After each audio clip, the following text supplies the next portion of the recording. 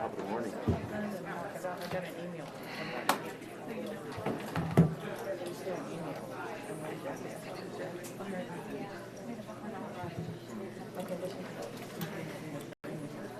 Oh, we have to log in. That wasn't it. I'm just telling Good morning. you. It went out on the email and they. Yeah, it was, I'm just saying that went out in the email. Hey, good morning. How many of you? Yeah, okay. Okay, that's what I'm thinking. Yeah. Talk to Jackie. So much. Appreciate it. Yeah. I have another meeting. Well, so my thing is I actually need to call and ask for that business. I called for it. Last time that happened. Because Yeah, I have a back issue. I fell down a flight of stairs when I lived in DC. I think it's sitting. It's the pressure. It's sitting. I just stand. That's why I run and work out and all that because the more active I am, the better I feel. Yeah. yeah, no, she is able to sharp Frog pose.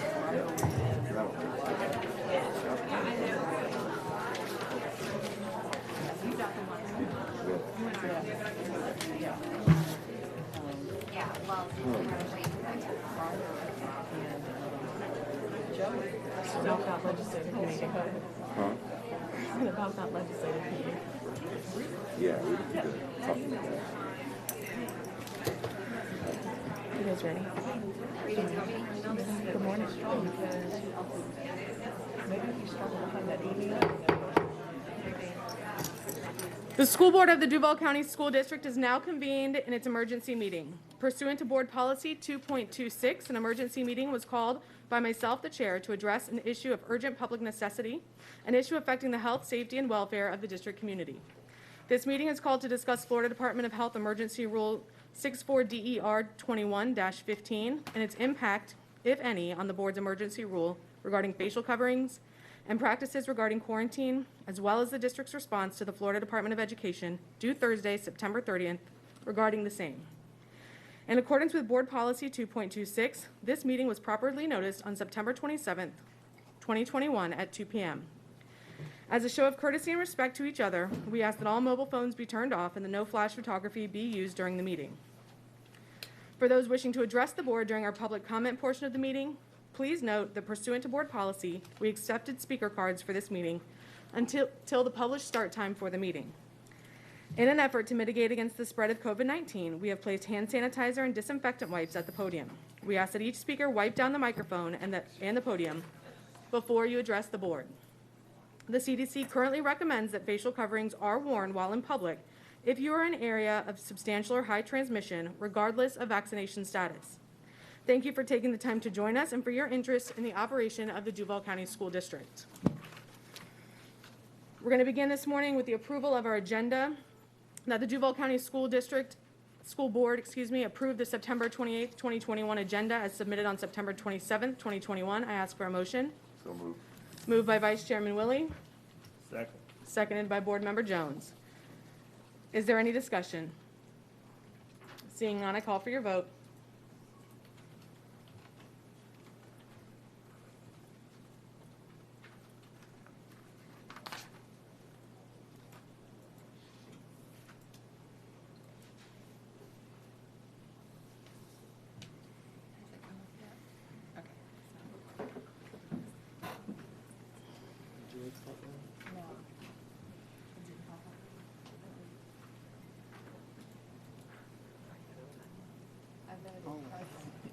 I'm mad at the show thing where I could vote. It just, when I click on it, just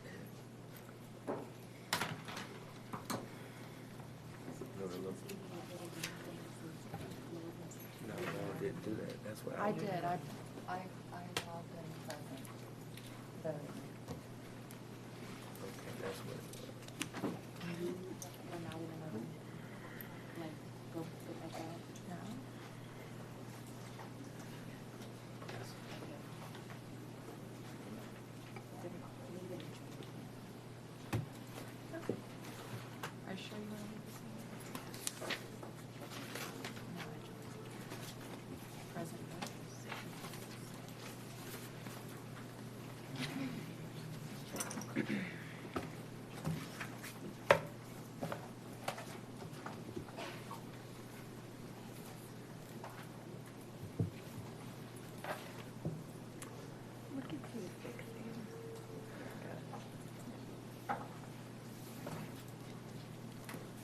Has it popped up now? Didn't help.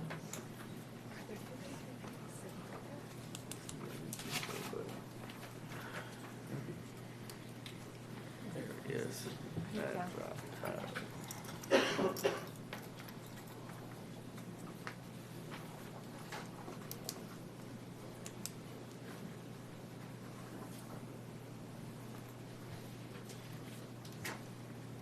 By your action, you have approved the agenda 7-0.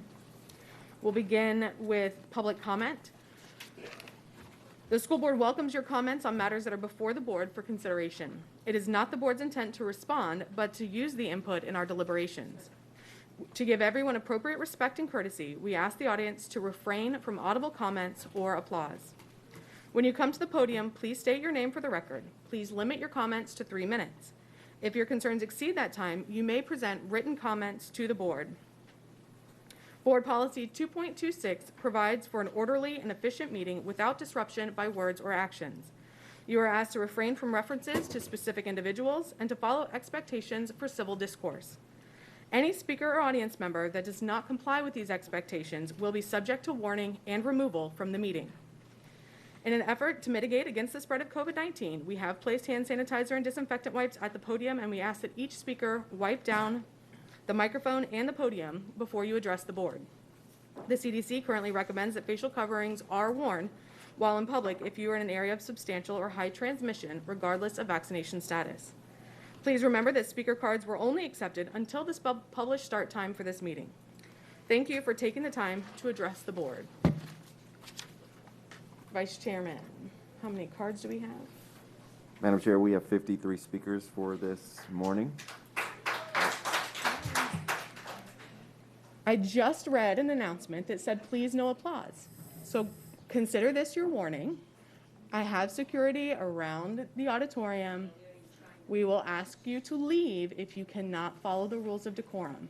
Thank you for being here. I appreciate you taking the time to be with us to comment. Respect the process of this meeting. We'll start with Senator Audrey Gibson, followed by Martha Fraley.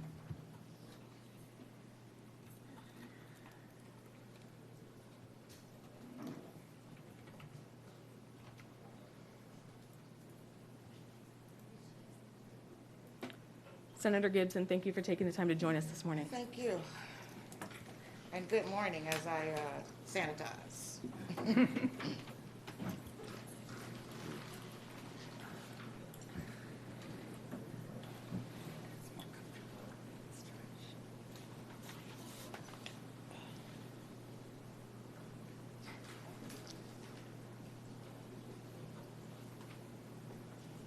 Do I have to, is there a button or? No, you're good. Oh, good, great. Well, good morning again, and thank you so much for the opportunity to speak to you all just a little bit this morning. I'm State Senator Audrey Gibson, Senate District 6, elected to the House in 2002, served 8 years, elected to the Senate in a special election in 2011, and I'm currently serving with honor, duty, and respect for my constituents, all of Jacksonville, and certainly for the work that you all do. I have scripted myself this morning because I want to stay right on target. I don't want there to be any misunderstanding about my words and about my support for masks and the safety of our students, support staff, teachers, principals, and this entire city. Because we already know what the science says, and that is when we have 10% or less positivity rate, then we're more in a safety zone. We do not have that at this time.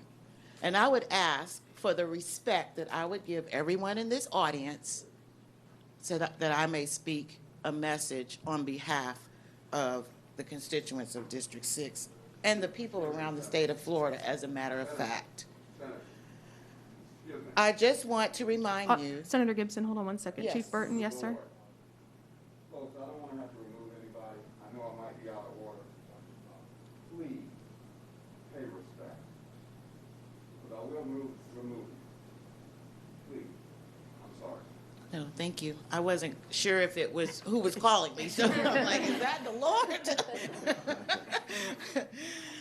So, I just want to remind you, you all, and our entire city of Jacksonville and people around this state, because I am a state senator, that a mask hasn't killed anyone, but COVID-19 and the highly contagious variant certainly has. And yet a man who has not been confirmed by the Florida Senate, who has not been confirmed by the Florida Senate, who has not been confirmed by the Florida Senate, who has not visited one school, one neighborhood, or hospital, has decided by rule that quarantine nor masks are necessary in our schools, even when a student has been exposed directly to COVID, even when a student has been exposed directly to COVID. We already know COVID can spread by symptomatic and asymptomatic individuals. This quackery rule is a test tube experiment involving our students when science has already told us the answer. And lest we forget, if students survive the virus, they are health impacted for life. If students survive the virus, they are health impacted for life. And guess what? None of us know the entirety of the health conditions of everyone in the family. As an elected official, Senator Gibson, please continue. Thank you. We should, and our charge should be, to err on the side of caution and protection, including masks that control airborne transmission of the virus, along with continued hand and surface sanitation. These are our best defenses, and we know it. Frankly, debating about something that is worth about 25 or maybe 50 cents and helps contain viral transmission and the potential of continued stronger mutation and spread is just inhumane debate.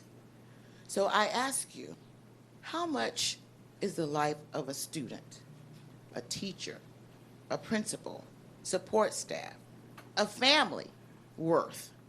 I dare say more than 25 or 50 cents. So I ask you all to stand strong collectively and do not undo the use of masks and proper protocols, and fear not. Thank you. Thank you again for joining us, Senator. Thank you, Senator Gibson. Next, we'll have Martha Fraley, followed by Jean McDonald.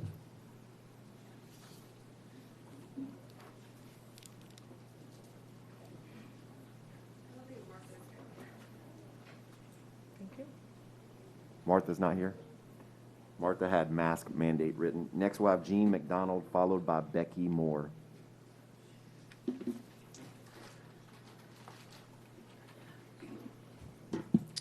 The views expressed here are my own and not of my employer. I've worked in emergency rooms for over 10 years. I'm clinically trained for personal protective equipment. The case for wearing masks has never been suitably demonstrated. We have been inundated for the argument that masks work, but the new fast-tracked evidence is not substantial or convincing. The quality of studies matter. There's a hierarchy of scientific evidence that allows for following actual science, not the opinions or recommendations. Because the experts say so is the bottom of the hierarchy scale and falls under case reports, opinions, and letters. Mask mandates are fueled by a safety ideology without supportive evidence. One of the highest levels for data measurement is randomized controlled trials. These efficacy trials on viral transmission have been done on a multitude of respiratory viruses, including SARS.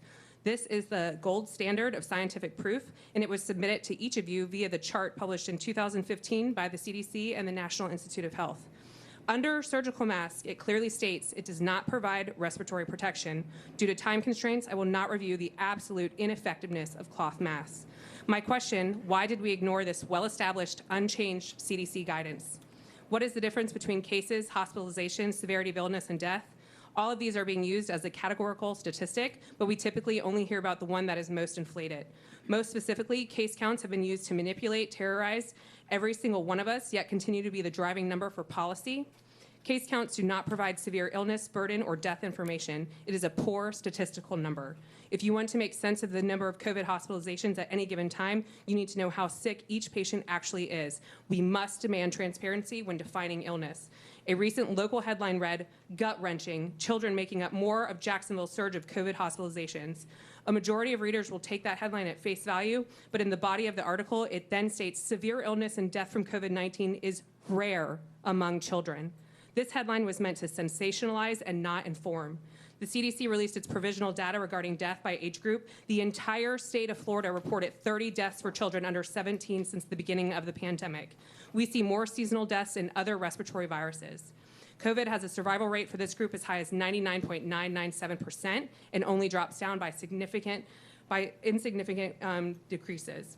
This board believes that students are obligated to participate in a one-size-fits-all masking guideline because the board or the policymakers demand it. However, the social contract of public schooling is grounded on the premise that the state and policymakers are obligated to the needs of children. As of July 30th, 2021, there was an opt-out option, which has since been ignored by this rogue school board as an executive order stands. As a mother, as a nurse, and as many like-minded healthcare professionals, this is very concerning. You will not have my children. Thank you, Ms. McDonald. Next, we'll have Becky Moore, followed by Jeffrey Goldhagen.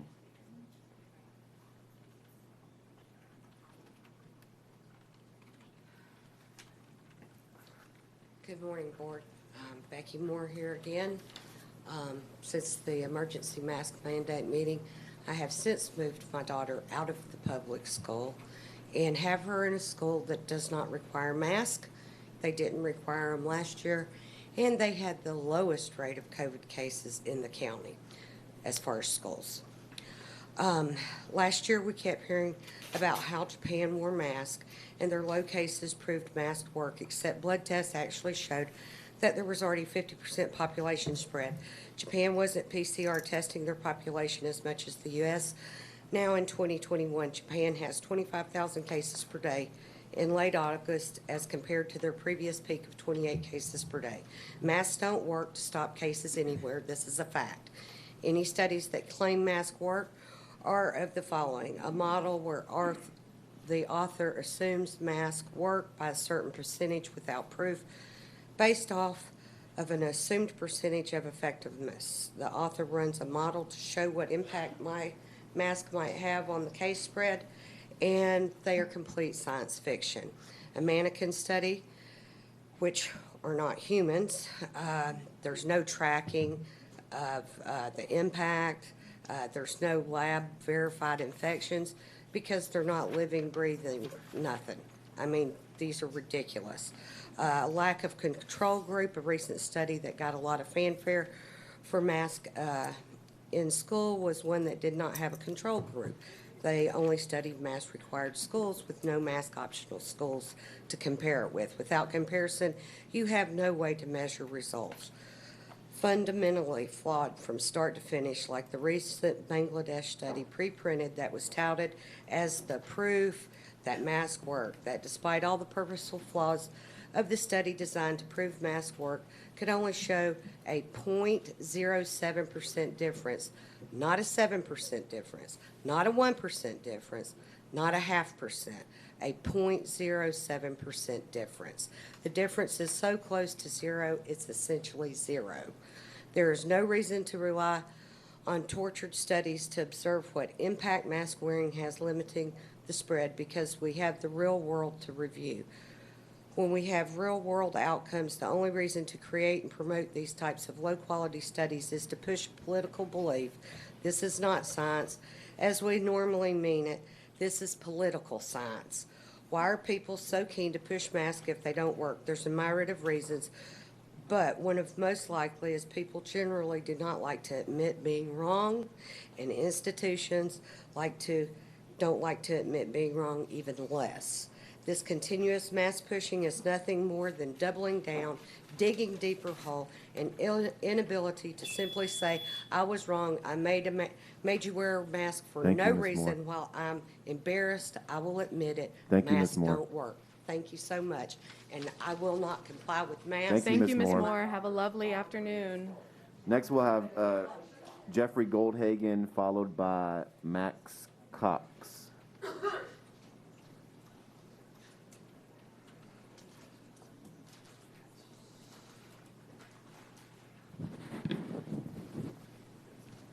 Well, let me start by thanking the board for your courage and your leadership in the decisions you've made thus far. My name's Jeff Goldhagen.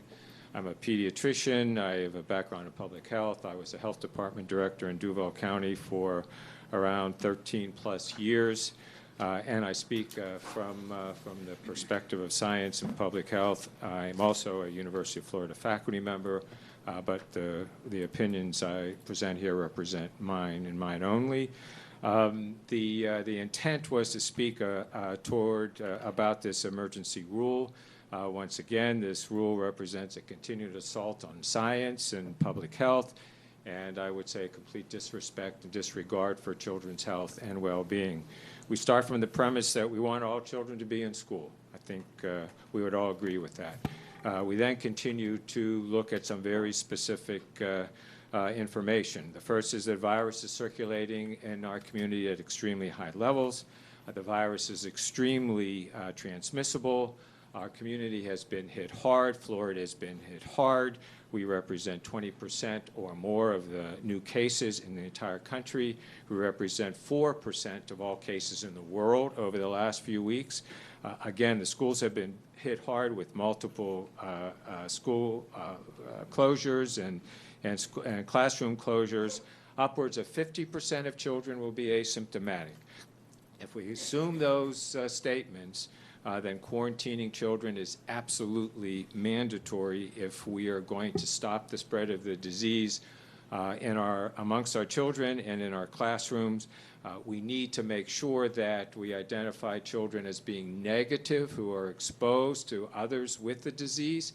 If we're going to stop the spread of the disease, quarantine has been implemented for centuries, and it works. This is particularly true in an environment in which contact tracing is not up to adequacy, and that's not a criticism of our health department, but just the reality in which we live in. So implementing this rogue rule will result in increased sickness, increased hospitalizations, increased deaths, increase in the number of classroom and school closures. We can get children into school safely. We need to mask, we need to disinfect, we need to space, we need to test, and we need to quarantine. And with the implementation of those strategies, we can safely have children in schools, which is where we all want our children to be. Thank you. Thank you, Dr. Goldhagen. Next, we'll have, I think it may be Matt Cox, and followed by Miranda Cox.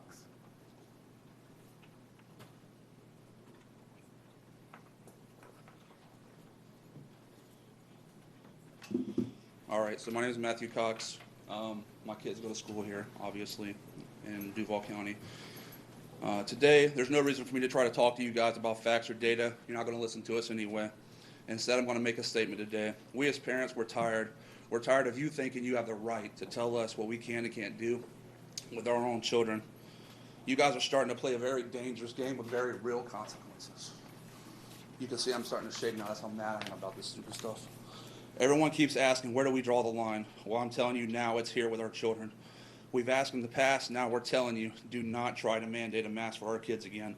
If teachers or students want to wear a mask, then fine, but we're no longer going to accept you guys breaking the law. You have a lawful order from the governor. Stick to it. Thank you, Mr. Cox. Next, we'll have Miranda Cox, followed by Scott Wheatley. Hi, my name is Miranda Cox. I'm a mother of 4 Duval County students and also have multiple nieces and nephews in the public school system. I'm also a registered nurse here in Jacksonville and have worked throughout what has been considered the COVID-19 pandemic. I'm coming to you today to speak in opposition of the masking mandate and for parents' choice. I think by the show here today, you can see that parents are tired of being told what is and is not acceptable with their own children. I've heard a lot of information being disseminated saying that infection rates are down since the masking mandate has gone into effect, when in fact, my children do not go to a school where they follow Duval County policies. We thankfully have had them enrolled in a charter school for all of their schooling up until this point. With that being said, they have not had an incidence of COVID-19 infection in over a week, and their overall infection rates have been extremely low. But my nephew's school, who was under the Duval County masking policy, has called just about every day with a new report of COVID-19. That's just one school. I've heard a lot of people referencing science, but these people have no idea what is actually going on and are taking the word of people who cannot make up their mind about what does and does not actually work, because the fact is everything at this point is considered experimental. The fact remains, vaccinated or not, masked or not, you can still get and transmit the virus. Forgive me, but I don't want to allow my children to be a pawn in your experiment. If you want to mask your children, do that. If you don't, then you shouldn't be told by anyone what is best for your child, especially not by elected officials. The Surgeon General has put out an order stating that parents should have the ultimate say in if their children do or do not wear a mask. It's not your job to interpret that order and pick and choose what parts you will follow. It's your job to follow the order. Leave our kids alone. Don't worry about things in your job. Worry about things in your job that concern you, like our curriculum, our school systems, fixing those things, but not our children. Thank you. Thank you, Ms. Cox. Next, we'll have Scott, I believe it's Watley, followed by Melissa Bernhardt.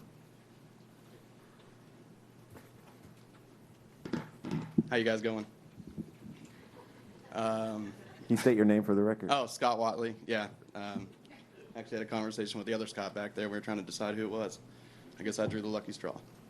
How do you guys feel like it's going? Real question. And I ask that because I feel like there should be a lot of pressure from both sides of the conversation. I'm certainly not going to get up here and out convince or articulate anything medical. I'm not a doctor or anything like that. But I do have 2 children in the school system here, and I can speak to their emotional and social development, which is being severely stunted by not being able to read the expressions and the emotions on their peers' faces. Both my kids had COVID. My youngest did cartwheels on day 2. She was totally fine. So my only experience is that what they're being forced to wear is more detrimental to the long-term educational and emotional growth for them than any risk that COVID posed to them. And again, I'm not going to go down the stats and figures because you guys can Google that stuff on your own.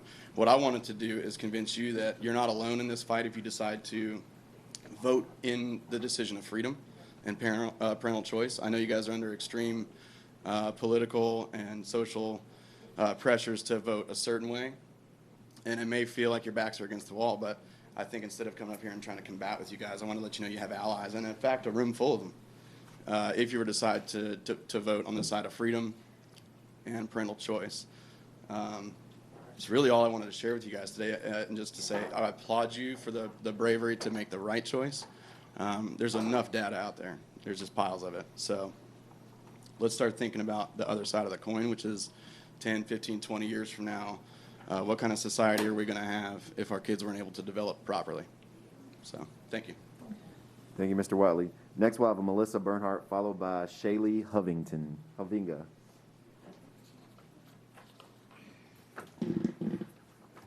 Good morning, board. My name's Melissa Bernhardt, and I know you've seen me before. I just want to say, yes, there's science on both sides. Outside of science, let's put all that down and just realize that children come into the world through their parents' light, whether it's an adoption or a birth. Children come into the world under their parents' guidance. So put science down and know that parents are the ones that should have 100% of the power of what their children do. We already know that the box of masks says does not stop the transmission of airborne viruses. We know that. But if you want to wear a mask, It's okay with me. I'm okay with it. But I don't want to be told what to do because I live in America. I'm in a free country.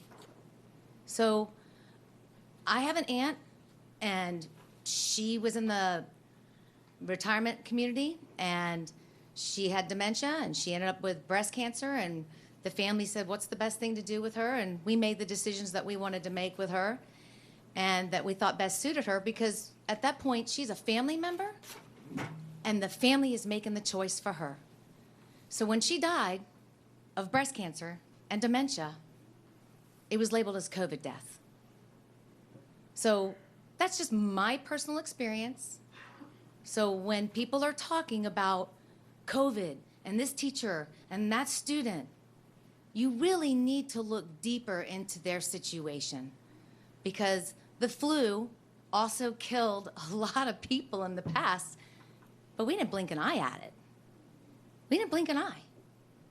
So the last thing I'd like to say is I know that there's posters going up around schools representing LGBTQ. I have no problem with that, but I would love to see posters about unity. I would love to see posters on how your choice is okay for you. My choice is okay for me. It's about freedom and liberty. Don't take the privilege of freedom and choice away from us. I mean, that's, at the end of the day, it's not even about science. But if it was, science is still on the side of making your own choice. So I would love to see signs go up around all the schools that end this argument. And you're okay to make your choice, and I'm okay to make mine. If you're gay, that's fine, be gay. If you don't want to wear a mask, don't wear a mask, it's fine. It's about choice. So if you can publicize in your schools options of being okay with trans or whatever they choose to be, that's fine. Let those signs also say, I'm allowed to make my choice. Thank you very much. Thank you, Ms. Bernhardt. Next, we'll have Shaylee Hovinga, followed by Grace De La Rosa. Good morning. My name is Shaylee Hovinga. I have 2 children that are supposed to be enrolled in your schools. They have been taken out since last Wednesday, when the principal of the school called and said that there was an incident with my 6-year-old for refusal of a mask, when they both have the parental opt-out and the medical opt-out, and they decided they were going to try to physically put one on my son and then tell him that he is a bad boy for not complying. As a mother of a child that is in the disability program with your school, it's harder for him to put a mask on. He has anxiety attacks, which lead to seizures. Children with disabilities have a hard time seeing faces. I can't see one mouth up there. There's one mouth that I can see on that board. My 4-year-old has special needs, and he's not very verbal. He has about an 8-word vocabulary when it comes to a full sentence, and most of the time he speaks so quickly, you can't understand him. You have to get him to slow down and do this, and you have to show him, and he can't see those things when he can't see your faces. When you have your mask on, like you have yours off right now, Miss Joyce, you can't breathe when it's on your face. It fogs up your glasses and you have a hard time breathing. Imagine that on a 4-year-old child that is autistic, that has a hard time functioning because he's also developmentally delayed to begin with. Wearing a mask causes brain delays. He is already delayed. These special needs children and not special needs children should not be, as I call it, muzzled. I, as an adult, cannot breathe with my mask on my face. I know none of you can either. You have to take what the school has called breath breaks. How is a 4-year-old that can barely even say his first name when his name is not a complicated one understand the concept of a fresh air break? When you breathe in your mask, you're breathing in nothing but CO2. What does CO2 cause? Brain deformalities, lung deficiencies. I have a 6-year-old that has a hole in his heart, and he also has a heart murmur. He's being forced to put on a mask. I have medical opt-out for him as well, and a parental opt-out for him. Both letters have been refused by your board. Both of my children are special needs in one way, shape, or form. Since Wednesday, my 4-year-old is now with my husband, an over-the-road truck driver. My 6-year-old goes to work with me. I refuse to put them back into the school until this mask forcing is done, when technically the ban is on. You should not be forcing. It should be our rights. None of you know my children, so how can you sit up there and tell me what's better for my children than I know? None of you were there when they were born. None of you have raised them and dealt with all the therapies and doctor's appointments that I have had to deal with. You can't tell me what's best for them. Thank you, Ms. Hovinga. Thank you. Next, we'll have Grace De La Rosa, followed by Jordan Wells. Hi. Good morning. Grace De La Rosa. I'm running for school board, District 2, and I understand there are others running as well, but I just want to just make you aware they're not here. I am. The thing is the first time the emergency meeting was held, again, it was at a time that was totally inconvenient for the very people that needed to speak. The second time it's happened is the same thing. 10 o'clock in the morning when everybody is working. Everybody is busy. They don't have a chance to speak their mind. And we should be here to allow you to see that we see you clearly. The first time, it was all right. The second time is now political. It's getting very ugly. And whether we like it or not, the things that have been said already have not been taken into account, or we would not be having this meeting again. It's all about common sense, okay? We don't need doctors with all kinds of letters behind their name to talk about common sense. We don't need to have those letters to talk about common sense. And it's getting really, really tiresome to continue to speak and speak and speak and not be heard. If we're heard, the behaviors from the people that make these decisions will follow through with what is being said. The voices have already told you what is being needed in our community, and that is parental choice. That's what makes our country phenomenal when it is being utilized properly by everybody. I don't understand how and thank you, Senator Gibson, for coming here and doing your due I diligence. just want to remind but everyone to please refrain from addressing any specific individuals. We've heard it a couple times thank now. you. But I just didn't find it appropriate to give her extra minutes simply because of her position or her title. Her position is the same as all of us here, concerned citizens. Her title is what you gave extra credit for, and that is inappropriate and unlawful in my eyes. Anyways, please do the right thing. Please, I do understand that we have, significant stresses that we all have to contend with as leaders in our community.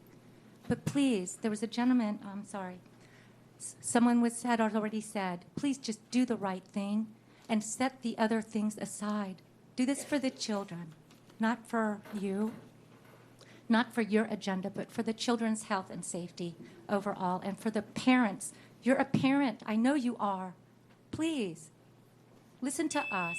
Thank you. Thank you, Ms. De La Rosa. Next, we'll have Jordan Wells, followed by Tammy Bachmeister.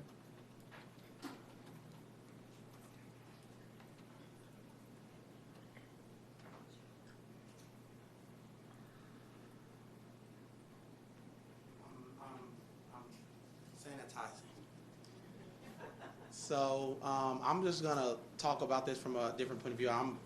My name is Jordan Wells. I'm actually going to be running for a position with the House in the next few years.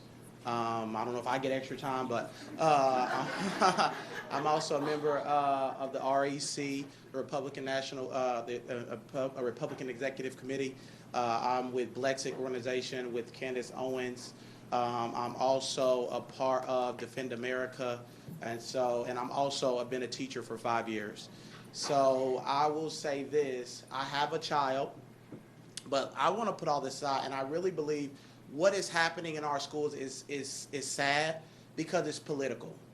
And I pretty much can go into a district and see that if most of the people, I was talking to one of our representatives yesterday, he's Republican. He believes in free choice. Then if you talk to on the other side of the aisle, you'll get a whole different spectrum. And it's sad when our students are being brought into a political war. It's sad that our students are not able to go to school without, okay, this is Democrat, so this is how we're going to do this. This is Republican, this is how we're going to do this. We are in a place where I love America. I used to live in Africa. This is not another country. We see what happened in Australia right now. Australia right now has become a police state where literally they were a democracy. They literally stepped over that line. Freedom is a line right here, and when you step over it, our founding fathers said, give us liberty or give us death. Our founding fathers were willing to die for the very rights, and then people wonder why people even acted like they did January 6th or acting like they are now. People feel like their freedoms are being taken. So of course people are angry. People are upset because people feel like their elected officials are taking their constitutional rights from them. And that is not right. I don't care what it is. Hitler thought the same thing. He had the Hitler Youth, where he started in the schools through indoctrination. Because if you can reach the youth, you can take the entire generation. So nobody challenged the Holocaust when it came because the schools, CRT being taught in our schools. I thank God for a governor with Ron DeSantis that is not a stupid man that understands that people's rights are important. We are in America. I love this country because we have the right to our liberties in the pursuit of happiness. So I just ask you guys to do what our governor that was elected by the entire state of Florida. The right to what his people wanted, what the people that represent, they voted him in, said that we want a governor that will listen to us, and this is what it is. So I'm just here to say that we need to stand for our Constitution. Thank you, Mr. Wells. Please, we will clear the room. You can stop or we can clear the room. I want you all to be here. Please be respectful. I fully give our security officers here with us today permission to remove you if you cannot follow these rules. We have said this once. I've said it twice. This is the third time now. We are all passionate about one side or the other. Please be respectful of each other. Thank you, Mr. Wells. Next, we'll have Tammy Bachmeister, followed by Melissa Duncan. Hi, good morning. My name is Tammy Bachmeister, and I have a 15-year-old son in the Duval County Schools. And I'll make this short and sweet because I see every day, the days that I have him, that he comes home and the masks are, it's almost like it's saturated from just the breathing and so forth, and I have to wash it. And I just feel like that's not healthy. And I know he has a few of them, and I tell him, can you change them out, during the day at least? But for me, I feel like it should be a choice for the parents to decide if parents want to send their child to school with it, the child feels more comfortable at school with it, then that's fine. But we should have the choice because what I'm seeing him come home with cannot be healthy. Thank you. Thank you, Ms. Bachmeister. Next, we'll have Melissa Duncan, followed by Ryan Dyer. Hi, I am a parent of two Duval County students. I'm going to address a situation that happened to my son when we first started school. We were given the choice by what you all know to opt out of the mask, and we did because we didn't feel at that time it was right for our son to have to be put in a mask all day long. He had headaches, he couldn't concentrate, and it was not right for him to be put in a mask, so we had an opt-out form. He went to school, he was very respectful, he didn't say anything to any other student, he did what he was doing, learning, what we are supposed to be doing. That's what they're there for. It is a political thing. He was pulled to the side, put in a desk by himself with no other students around him because the teacher said, "You are causing me to die of cancer because you don't have a mask on." He is in 5th grade. He came home concerned as to why he was pulled out.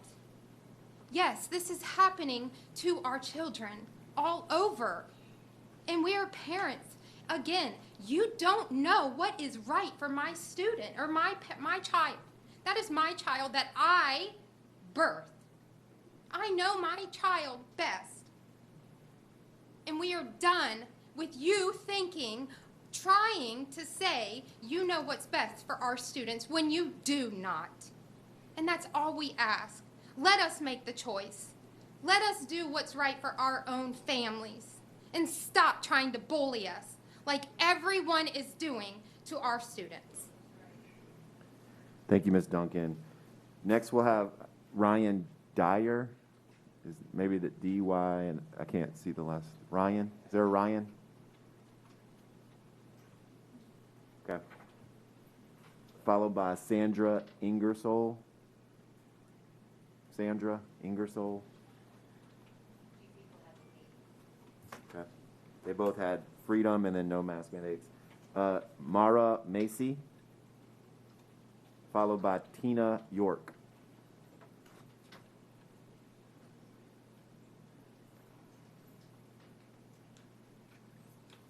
Good morning. My name is Mara Macy. I live in District 4. I have 3 children that go to a charter school and have not been masked last year nor this year. 2 high-risk children. Nobody has come home sick. I have 1 child at La Villa.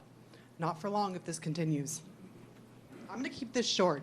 As exhibited earlier, you believe that being an elected official makes you more important than a constituent. You've stated that you want us to keep this respectful and to follow rules or you'll have us removed. We are here to say to you, be respectful of us. Follow the law or we'll have you removed. Thank you, Ms. Macy. Next, we'll have Tina York, followed by William Tucker. Hi, I'm Tina York, and I have 2 daughters in the Duval County school system, and I'm here to fight for my daughter's rights. And as a woman, it really hurts me to the core that there are elected officials that are forcing me and my children to do things with their body, which are their choice, and my choice for them as a mother. And because this has become so political, most of the politics that a lot of people who are fighting for these mask support would defend, that equality and a person's right to do what they choose is right for their body is their choice and their choice only. And you are abusing your power implementing this on children. As an adult, you have the right to choose when you care to put your mask on. And I know you don't wear it 24/7. But my child will be reprimanded and suspended, who is a straight A student, if she refuses to follow this mask mandate. And that is absolutely unacceptable in this country, to force people to do things that they are not comfortable with. I am going to do everything in my power to get people out of office who don't respect what the voters want, and this room is full of people who disagree with this. There are 2, maybe 1 or 2 people here that agree with this decision, and it mattered enough to us to come out and speak our voice, and we will be heard, and there will be changes, because this is not American. And that's all I have to say. Thank you, Ms. York. Next, we'll have William Tucker, followed by Ed Williams. My name is William Tucker. I notice y'all are all about following rules, regulations, and laws. You've been given a rule. You need to follow it. Thank you, Mr. Tucker. Next, we'll have Ed Williams, followed by Tabby Nettles. My name's Ed Williams, and I was here about the mask mandate. And it seems like everyone I hear come up, or most, talk about the science. They follow the science. Science is created by scientists. It's founded by scientists. And if you look, you can find a scientist that aligns with your viewpoint, no matter what your opinion is. I found many scientists that disagree totally with this mask mandate, that disagree with this, quote, vaccine, that disagree with many things that is in the forefront of the news. The fact of the matter is that this is not really about masks. This isn't about the vaccine. This isn't about the virus. It's all about control. It's all about control of people, control of a population, and control is dealt with by fear, most efficiently. So the fact of the matter is, I don't want to be controlled. My mother grew up under Nazi control. That was control. There was a method of getting that in place. And the fact of the matter is, are we going to be controlled? Are we going to be controlled? Are we really? What's next? Is it masks? Is it the shot? Is it wearing a gold star? Who's going to line up to get on the train? Who's going to line up to get a tattoo on their arm with a number that identifies you? Where's your papers? It's all about control. It really is.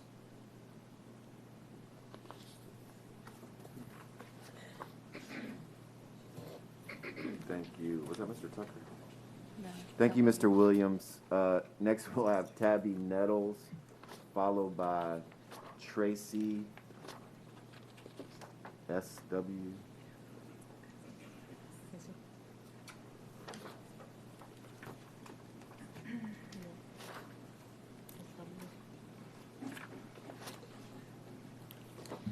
Hello, my name is Tabby Nettles. I have 2 children currently who go to a charter school within the Duval County. And as somebody previously stated at the beginning of this year, we were given an opt-out form. I homeschooled my children last year because I did not want to send them to school wearing masks. I did not want them to be pawns in a game.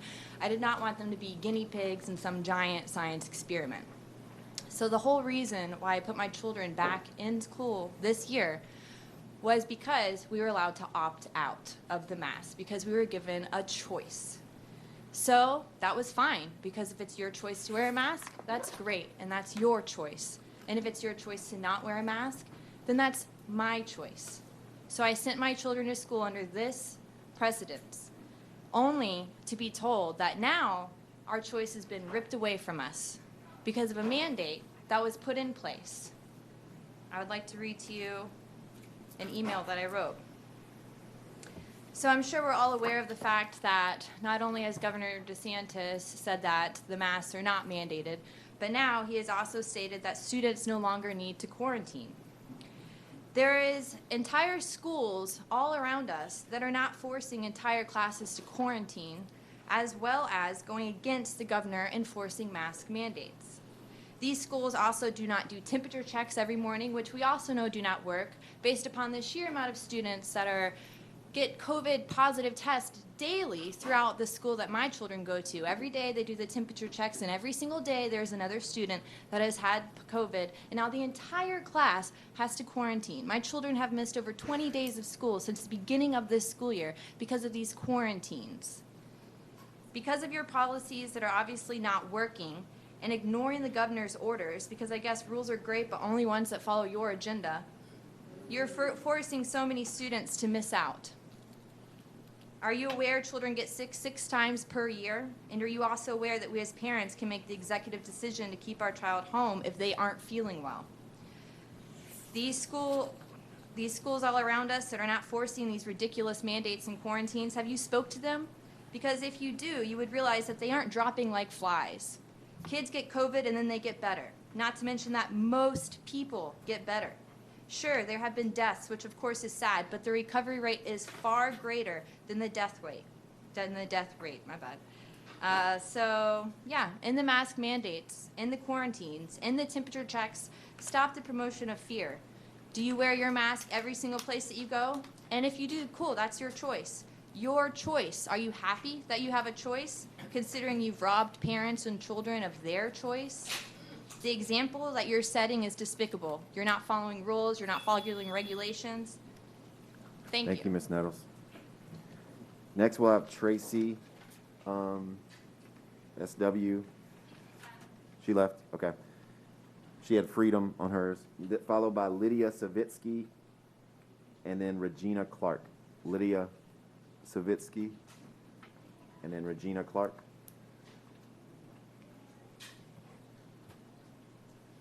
Lydia? Hi, my name is Lydia Savitsky. My parents have fought tooth and nail to bring 14 of their children across the world into the land of the free, to provide us with the freedom of speech, religion, and health. Today, 25 years later, I want to speak up to keep that freedom for our children.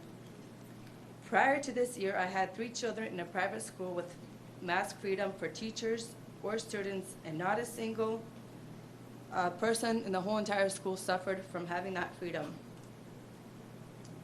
This year I had to make a choice to place my 7-year-old child into the public school system because of how much more the district had to offer for my bilingual and academically struggling child.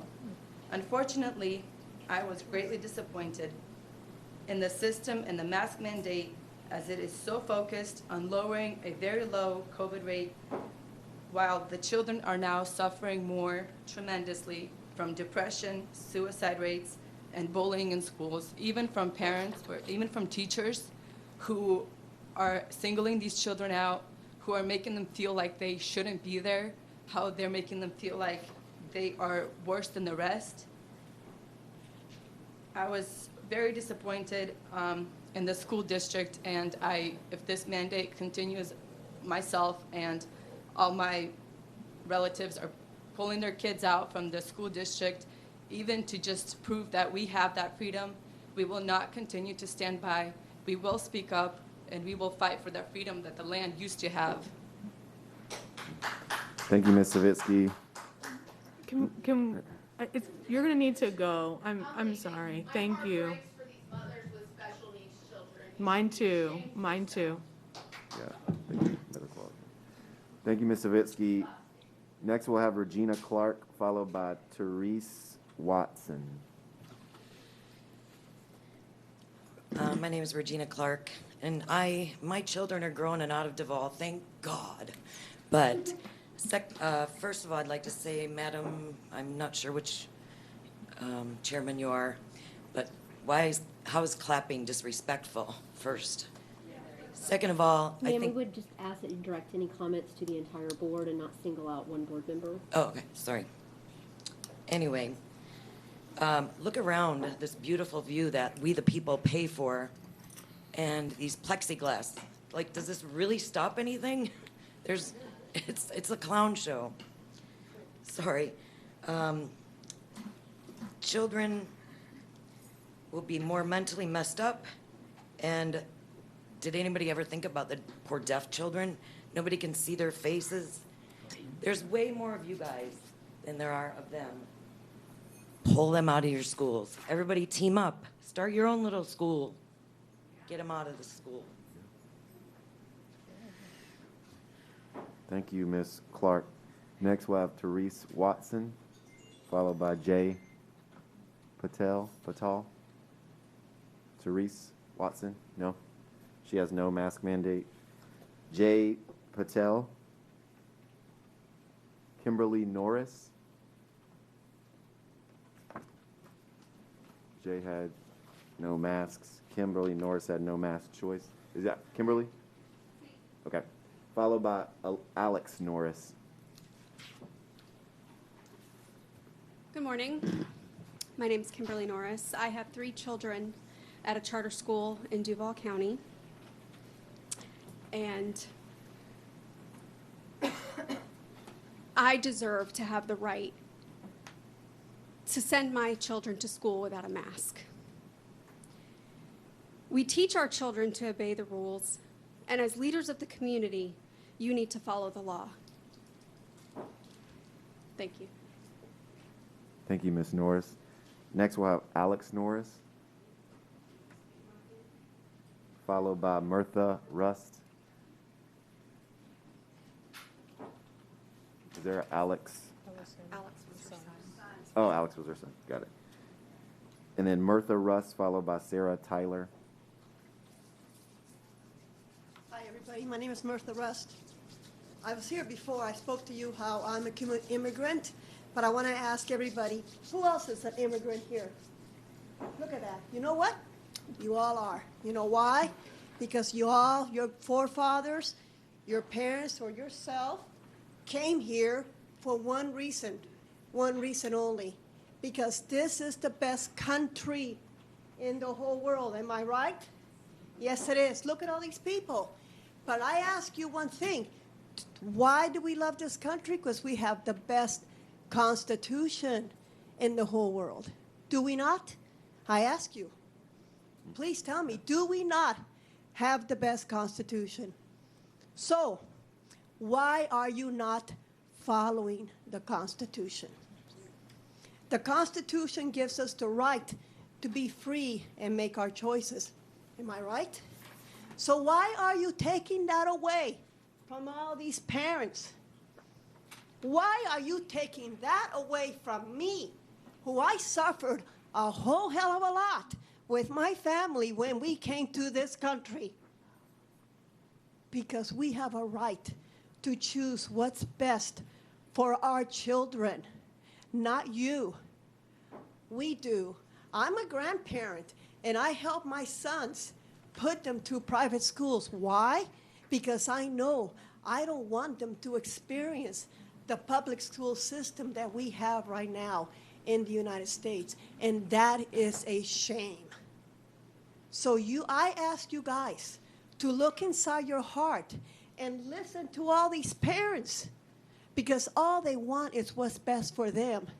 Remember now, we chose to go and be in this country, and we elected you. But I'll tell you one thing, I'll be damned if I'm going to let you guys get away with what you're doing, because you will not be reelected.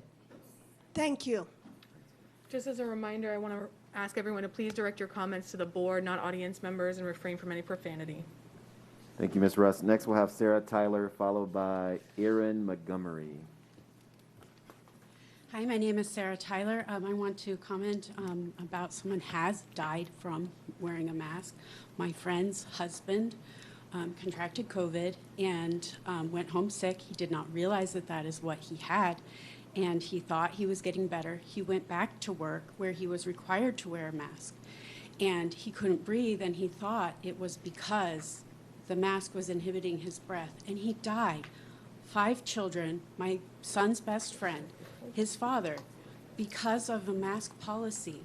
He didn't realize that he was sick. He didn't realize that that was why he was so sick. And he ended up on an ECMO and he died because he didn't know, he couldn't listen to his body. I'm sure you know that there were parents in Gainesville who sent their children's school day masks to the University of Florida lab for testing.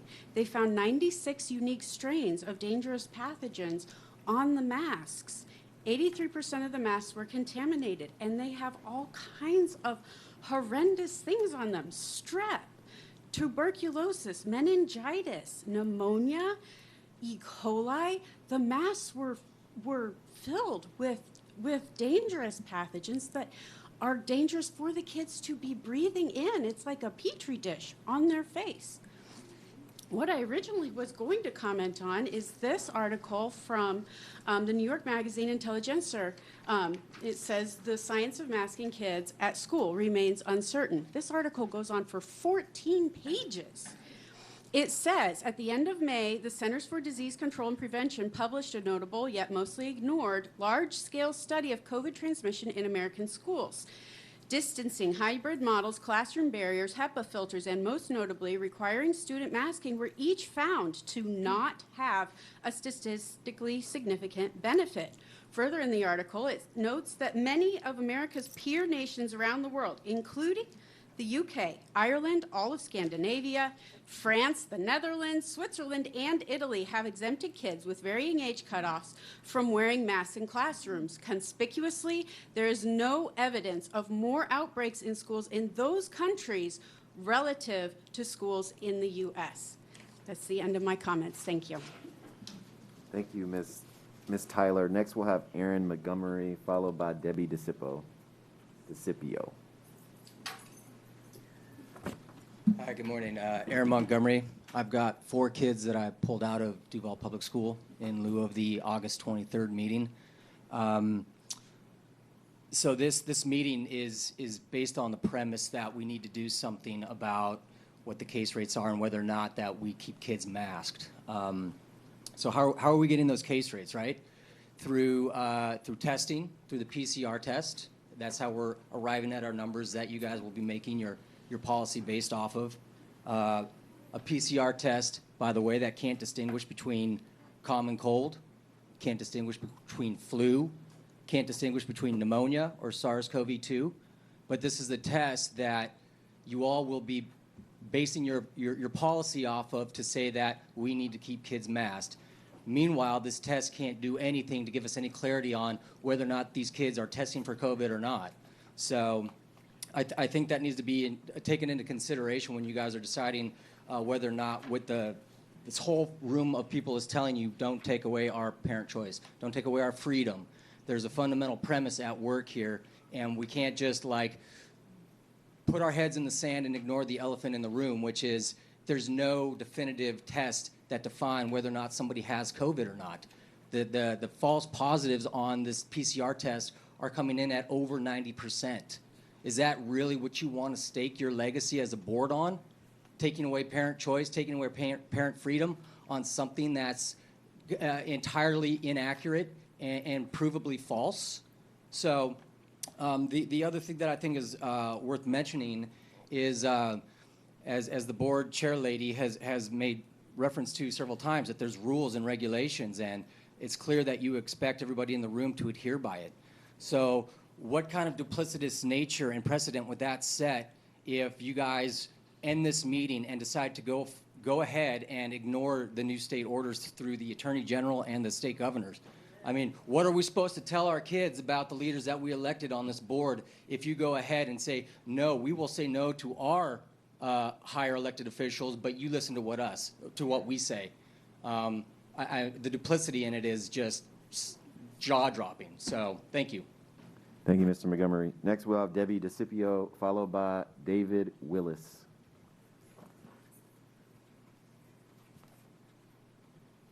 Good morning.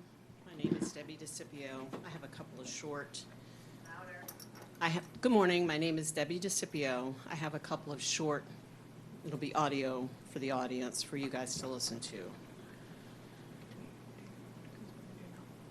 And the best way for me to prevent getting an infectious disease and having to have you as my doctor is what? Wearing a mask? No. And you do that? If I can see they're getting ready to sneeze or cough, walk away. You avoid all the paranoid aspects and do something positive. A, good diet. B, you don't smoke, I know. I know you don't drink, at least not very much, so that's pretty good. Get some exercise. I know that you don't get as much exercise as you should. That's correct. Get good sleep. I think that the normal, low-tech, healthy things are the best thing that you can do, David, is stay healthy. All right. Okay, that's one. There's a lot of confusion among people and misinformation surrounding. Oh, sorry. Pushed the wrong button. For someone who's infected, to prevent them from infecting someone else. Now, when you see people and look at the films in China and South Korea, whatever, everybody's wearing a mask. Right now in the United States, people should not be walking around with masks. You're sure of it? Because people are listening really closely to this. Right now, people should not be walking. There's no reason to be walking around with a mask. When you're in the middle of an outbreak, wearing a mask might make people feel a little bit better, and it might even block a droplet, but it's not providing the perfect protection that people think that it is. Everyone knows who that is. That's Dr. Anthony Fauci, highest paid federal government employee in the country, who is the one that is saying mask mandates. Let me repeat what Dr. Fauci said from 2019. The first audio was from 2019. No, no, no, you don't need to wear a mask. Avoid paranoia. Have a good diet, don't smoke, exercise, good sleep, do healthy things. From 2020, a mask is important for someone who is infected to prevent them from infecting others. Masks might make people feel better, might even block a droplet. Masks do not provide the perfect protection that people think it does. That's Dr. Anthony Fauci. So my question is, what has changed since 2019 and 2020? Dr. Fauci won't answer those questions. Particle size of the virus has not changed. The pore size of the mask have not changed. This is a parental rights issue. Parents make medical decisions for their children, not the school board. Thank you, Also, Mr. Scipio. a police Thank you, Mr. officer in Scipio. every classroom. Thank Have you, a Mr. lovely Scipio. afternoon. Thank you. Mr. Scipio, please. Thank you. Next, we'll have David Willis, followed by Magdalena Butler.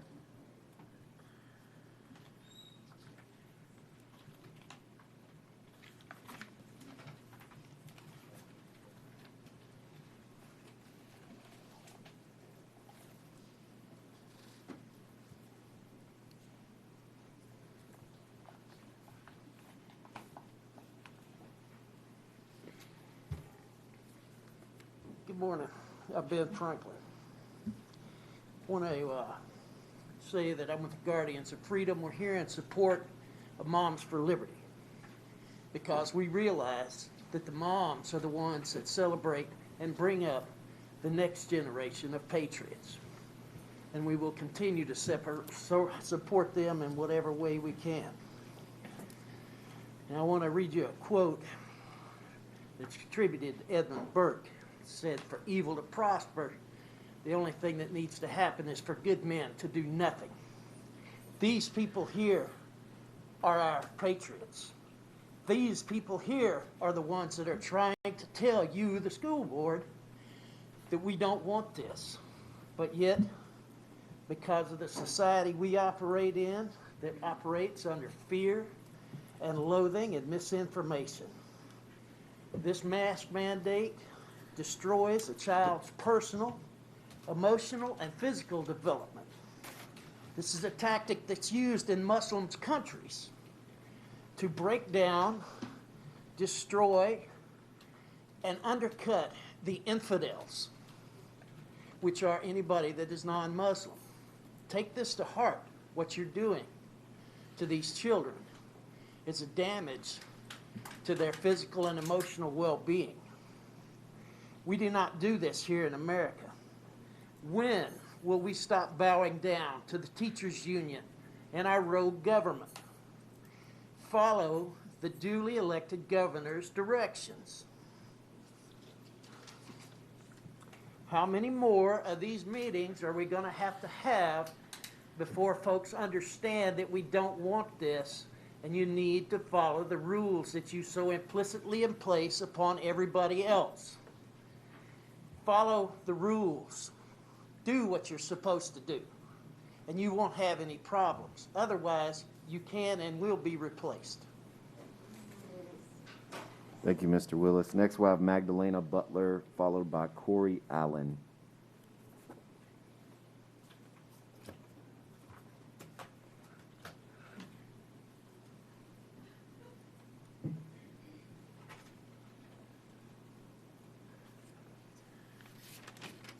Magdalena?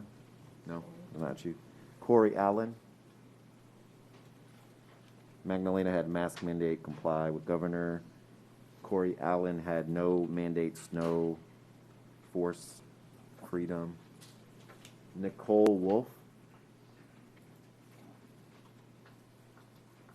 Nicole Wolf had parental rights. Maria Pollard, followed by Natalie Dreyer.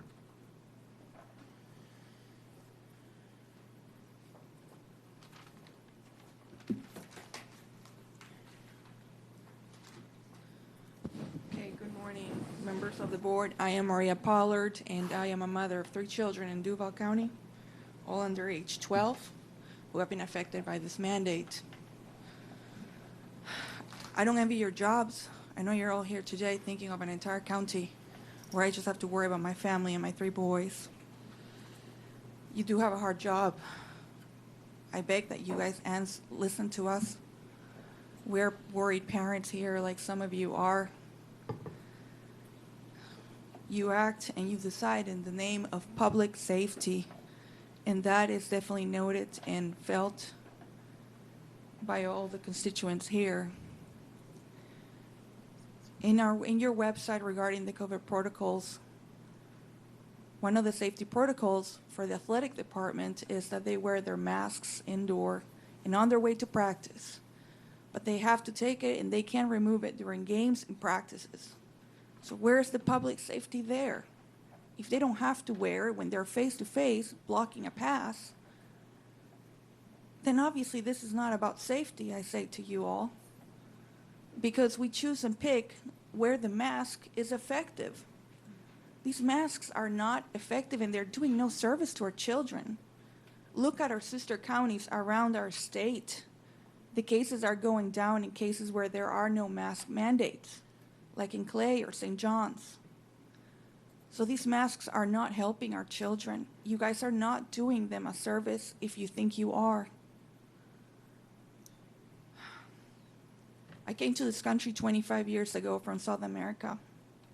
In my country, in Ecuador, I would have never had the opportunities I had here or the freedoms that I enjoy today. In those 25 years, I joined the military. I served honorably for 14 years. I attained a college degree. I have a master's degree today, and my boys are proud of it. I have had all those freedoms, and I love this country for that. Many Americans do not know how great this country is and all the freedoms that we have and enjoy. I'm here to tell you because I have lived elsewhere and I have seen the country, the world. I have seen the world in the military. I have family that has come from Arabic countries where they have to wear burqas, where they don't have freedoms to take them off. They are dying to come out here, literally. Please don't take our freedoms away. Please let me make the calls for help for my children and for myself. Thank you. Thank you, Ms. Pollard. Next we have Natalie Dreyer, followed by Scott Beasley.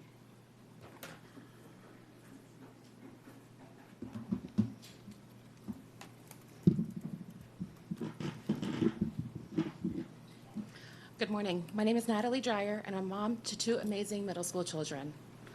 I spent a lot of time thinking last night what to say today, and I kept coming back to the life lesson of right is right and wrong is wrong. Chairwoman Anderson, earlier you said that the board will use our input in your deliberations. You also said that Chapter 2.26, public speakers are allowed to refrain. Ma'am, you can't keep talking when we're trying to talk to you. You're not allowed, and I've said that a couple of times, to address a board member directly. It's the entire board, or nothing at all. Ms. Mears, I have found this to be false. Per Chapter 2.26.6.c.7, speaker protocol states that we are to refrain from direct questions to board members. Ma'am, you are Nothing out of more. order, and if you're going to keep doing that, we're going to have to you're going to forgo your chance to public comment. I will comply, but I will use the numbers of your districts instead of your names. On September 21st, as I attended a meeting, board member 4 apologized to this board for leaking the 823 meeting notice to his friends.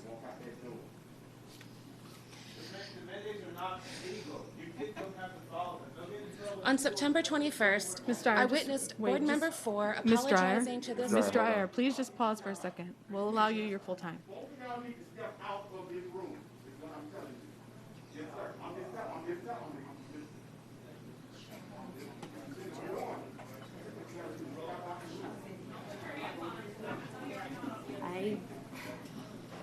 need to take a recess?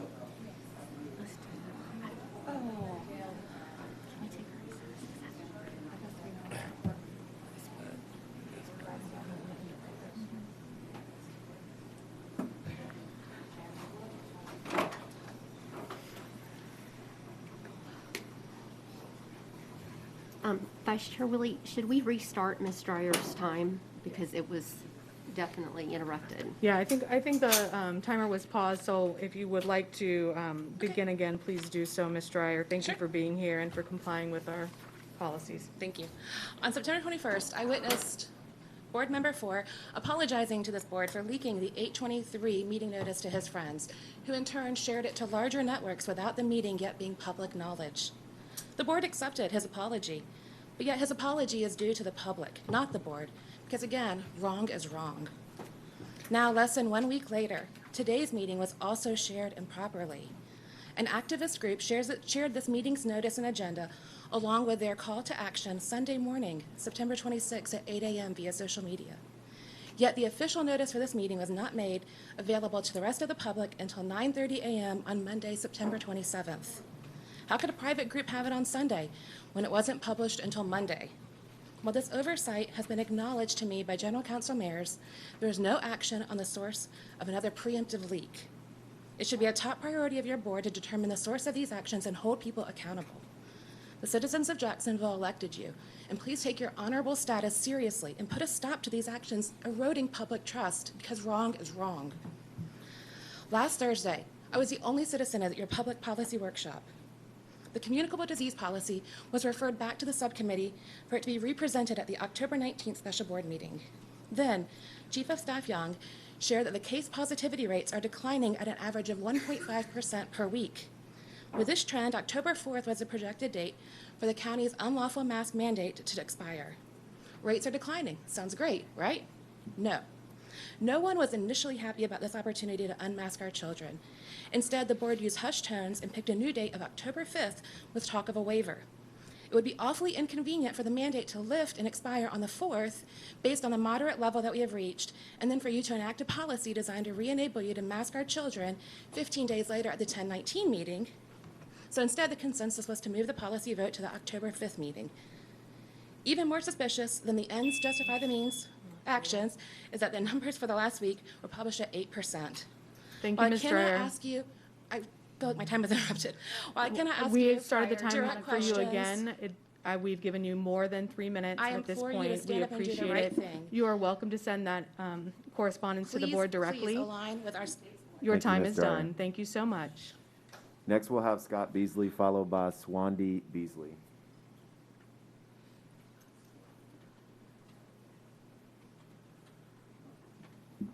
I'm Scott Beasley. I'm going to start with a quote from Benjamin Franklin. It says, "People willing to trade their freedom for security deserve neither and will lose both."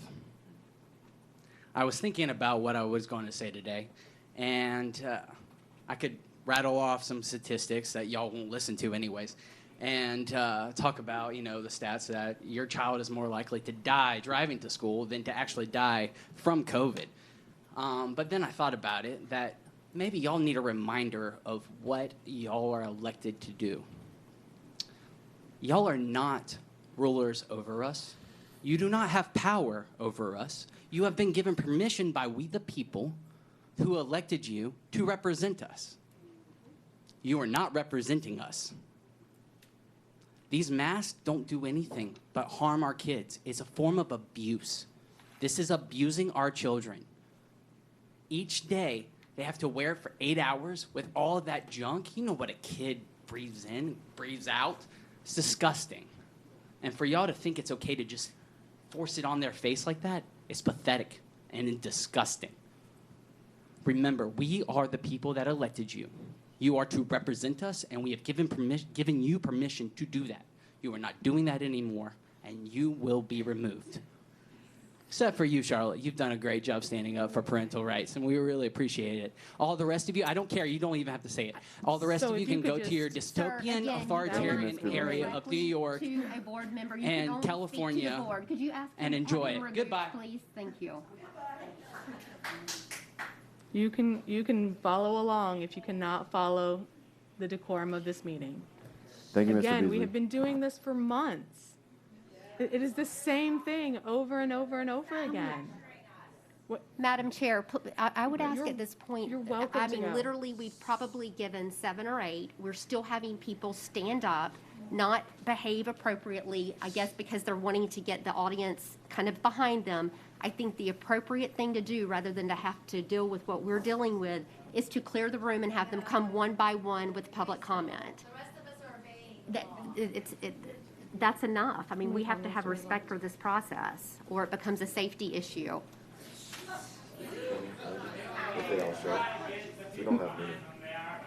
We have about 20 Exhibit. commenters left. At this point, the lack of respect for the process has become blatant.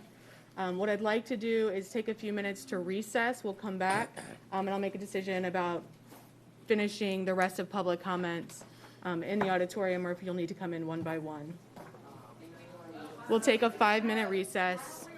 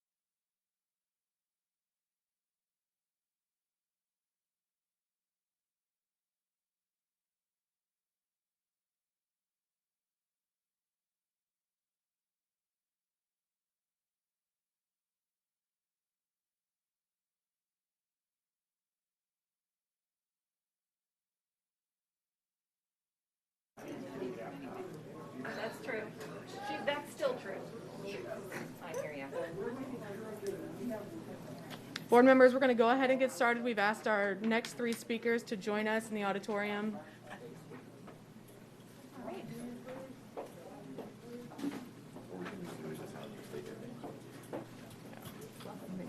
Tracy's going to bring our cards back and then we'll... I would tell you it's not really like this, but I don't want to lie to you, I'm Kristen. Ms. Jones, how are you, my friend?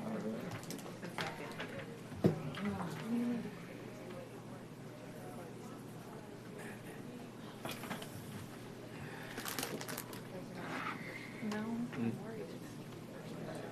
Not good. I know. I know.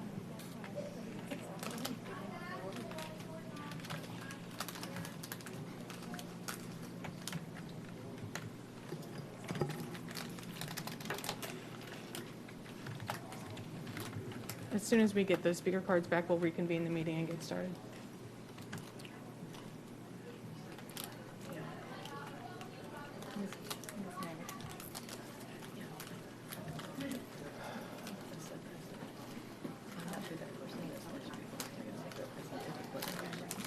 Are you able to make a statement? Yes.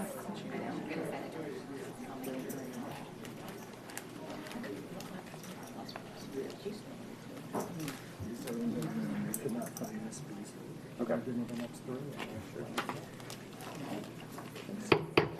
We are now convened in our emergency meeting.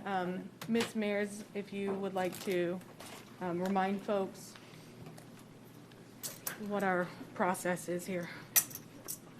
Yes, I think the board is very respectful of everyone's First Amendment right, the right to express themselves. I don't think at all there is intent to restrict any content. Anyone can use their time allotted to speak on any issue that they want to speak on. I've been very proud that we've made it through so many controversial meetings and issues and have never had gotten to this point, and it's unfortunate that we have. If you look in our board policy 2.25, I know that they've been referring to what the board chair individually is doing, but she has basically been discussing or telling them what our actual board policies are, not her personal policies. But there is an entire section on audience protocol that begins with meetings of the school board are public meetings, but they are not meetings of the public. And it really is for this board to conduct business, but at the same time, hopefully obtain their input about the business being conducted. The audience is expected to be quiet during the meeting. They're expected not to cheer, clap, or audibly comment, prohibited from displaying signs, posters, or placards. And then we've told, the audience before that it is actually a crime. It's a second-degree misdemeanor to knowingly disrupt or interfere with a school board meeting. And so, I think, again, have given more than ample warnings and opportunities, and unfortunately, we had individuals that would not comply, so we've had to change the manner in which the meeting's being held this morning. Thank you, Ms. Mears, and I just want to be clear that it is the board's desire to have public input, to participate and engage with our public schools always. It is not our preference to have an empty auditorium. It is not our preference to have any back and forth or deliberation with the community that comes to express their desires and wishes. We want to hear from you all. Every time at every meeting, we just ask again that happens in a respectful way. And so unfortunately, we could not continue forward in a respectful way today. So we'll call individuals in 3 at a time to continue public comments until we've reached the end of our public comment. With that being said, thank you so much for waiting patiently here at the auditorium, or the podium, for us. Board Member Vice Chairman Willie, if you would continue with our public commenters. Yes, we now have Barbara Duff. Are you Miss Duff? I'm Marnie King. Marnie King. All right, we'll start there. And then Barbara Duff, are you in the building? Perfect. You'll come next, and then Gail, Miss Rude. Perfect. So Marnie King, Barbara Duff, and then Gail Rude. Okay, thank you. Hi, I'm Marnie King. I'm here to call out some of your expert doctors that show up at these meetings. One of them is Dr. Goldhagen. He was here earlier. Please he is refrain a from referring to societal specific individuals. pediatrician. No, I'm calling out lies, ma'am.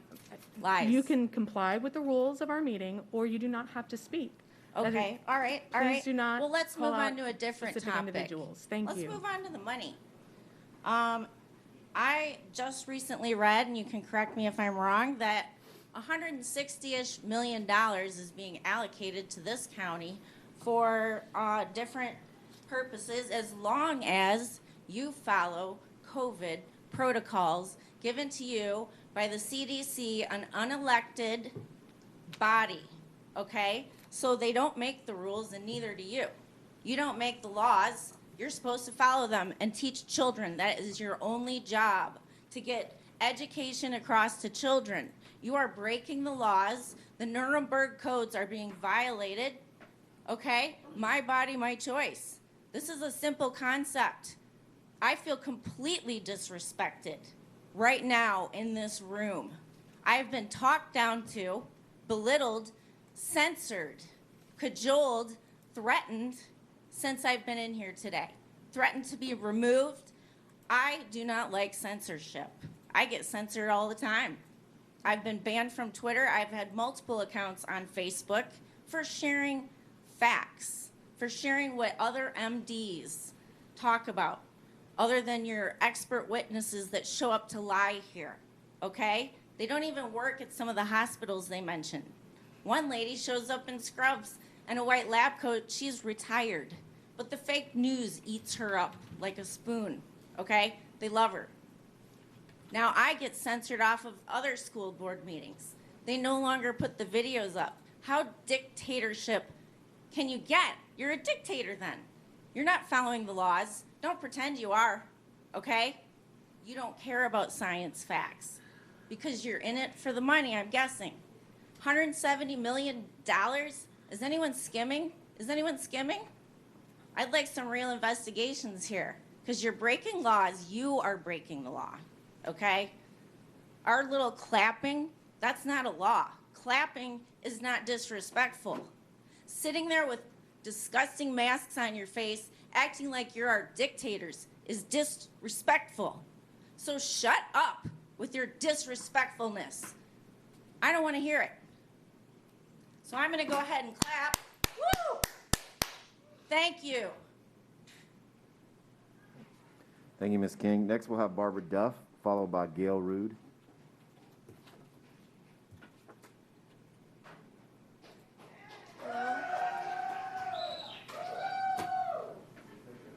My name is Barbara Duff. I did not come with a prepared statement, just to represent my daughter and Can my you pull the son-in-law. mic down so we can hear you a little bit better? Thank you so much. But to represent my daughter and son-in-law, and I have 2 grandsons in Duval County Public Schools. They did opt their children out at the beginning of the year, and I just believe that there are other options available to Duval County than masking our children. I have asked several people, and no one can tell me, are we still following the same sanitizing protocols that we did last year? And if we're not, why not? And can't we take a look at doing more of that instead of strapping our children with these masks that tend to promote disease rather than prevent it? And just as an alternative, I'd like to offer that up. Can we concentrate more on our sanitizing and cleanliness than on putting these things over our kids' mouths? Because I see my grandsons come home and they're wet, they're dirty, sometimes they're not even their own. So I just really fail to see what good they're doing for the children. My other comment, short but sweet, is if you guys are allowed to ignore the rules sent down by the governor, are our kids allowed to disregard your rules? Thank you. Thank you, Ms. Duff. Next, we'll have Ms. Gail Rude. Good morning. My name's Gail Rude. I'm a grandma. I didn't come here to talk today, but unfortunately it's necessary. I have 3 granddaughters in Duval County Public Schools. They are straight A students. They're active in anything and everything that goes on at their school, but they are also standing up for their right. They do not comply with masks. And it's funny because everybody ignores it. So why? Well, we don't want to send your children home. No, we know you don't. So why are you complying? It's wrong. I have a 10-year-old that has a lung condition, and you are mandating her to wear a mask. She will not, and we will remove her. She has on the patrol, and they're outside, lined up against a wall, and somebody's telling them, put on your mask, put on your mask. And she is a 10-year-old that stands up and looks at them and says, we're outside. We don't need to wear no mask. You are putting my grandchildren in an emotional roller coaster. I have a high school student that goes to, I'll even tell you where she goes. She goes to Atlantic Coast. She is the only one standing up for her right. Her friends look at her and say, aren't you afraid you'll get in trouble?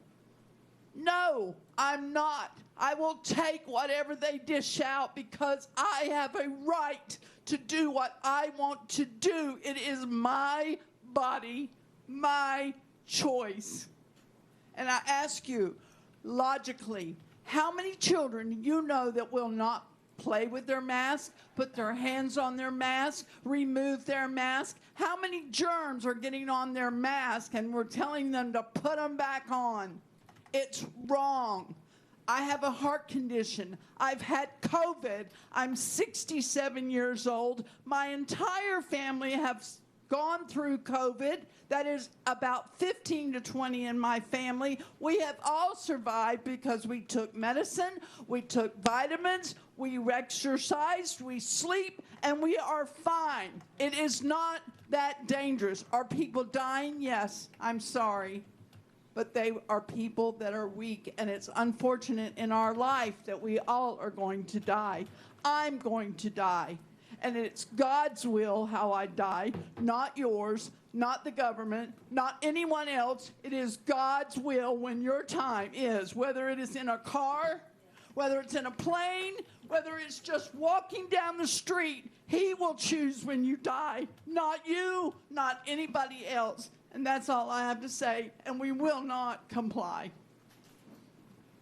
Thank you, Ms. Rude. And I had Swanda Beasley, but she's not in the room or wasn't here, so we do not co-parent with the government, is what it's saying.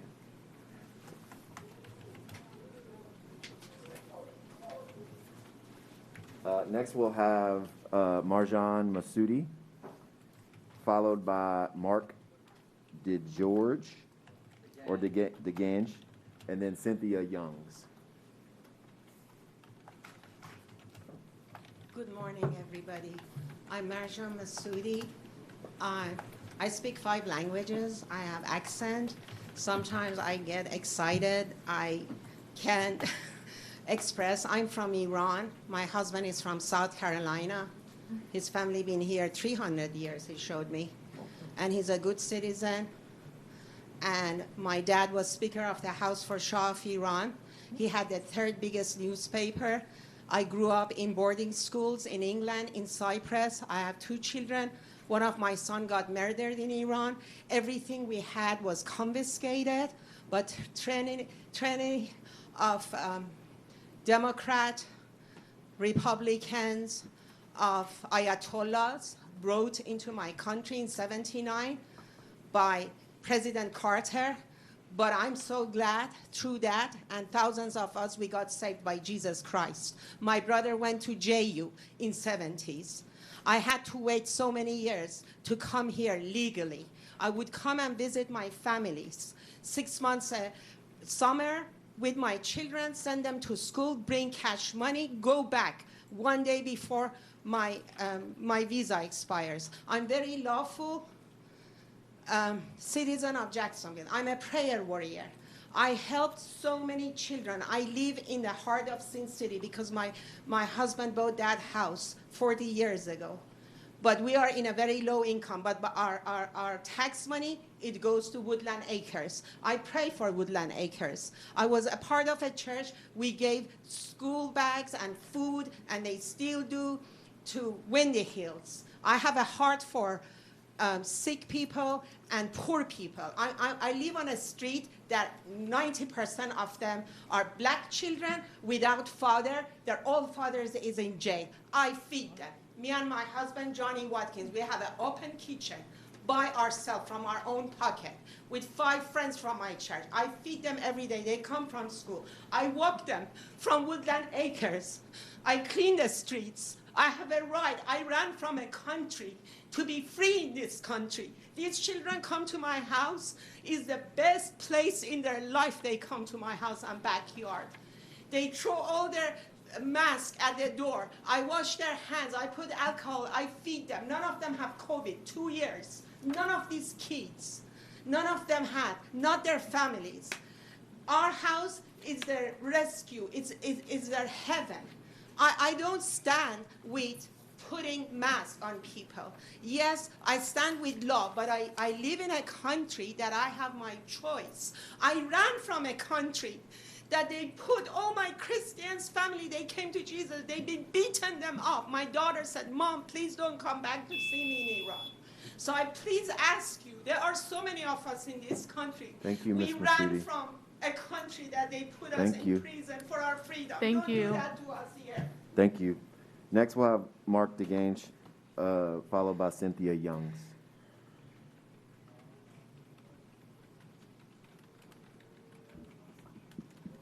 Hi, I'm Mark DeGange, and thank you for being here. I wish you peace and goodwill.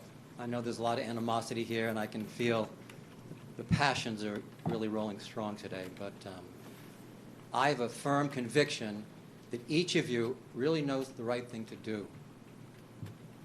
I always believe that. Even when someone's in jail, they really knew the right thing to do. They listened to a higher voice within. They listen to the God within. So each of us is part of that God substance, and we don't turn away when the truth is presented. I'm not here to present facts. I had a lot of facts. I said, not important, not important. The number one fact to me is you are higher educators. I'm not a higher educator. So you know the best way to educate children. And the one way I know to educate children is to, as one great healer said, allay the fear. You have to start by showing children they have confidence. They have the power within to overcome anything. So I see, based on the mask and other things of distancing, that we're teaching children to fear getting close, to fear speaking up, to fear breathing, to fear something outside of themselves. No, God gave every person the power within to overcome. Fear not. Stand still and behold the salvation of your God, which he will show to you today. I'm not a Bible person, but I believe Moses said that when they were pushing him to the Red Sea. And that's what we need to show our children. We don't need to fear. Whatever you choose to do with your agenda of mass, I mean, there's nothing I can say about it. We really should be teaching the children, how do you overcome this? By standing still and beholding that salvation, which comes from you taking in light, taking in air, taking in sunshine, knowing the right things to do to increase your immune system. Are we teaching them that?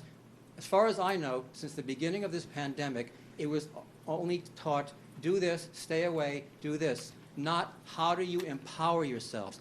How do we empower our children? Not by chastising them, not by separating them, not by making them fear being close to life. Life should not hurt you. A child comes through the mother's vagina at birth is being exposed to tons of bacteria, viruses, anything. They're fine. The strongest thing for that child is a mother's milk, is being close to her mother. Our children need to be close first to their God, to themselves, and to all others. That makes them strong, not by separating them. Thank you so much for your attention. Bless you. Thank you, Mr. DeGange. Next, we'll have Cynthia Youngs.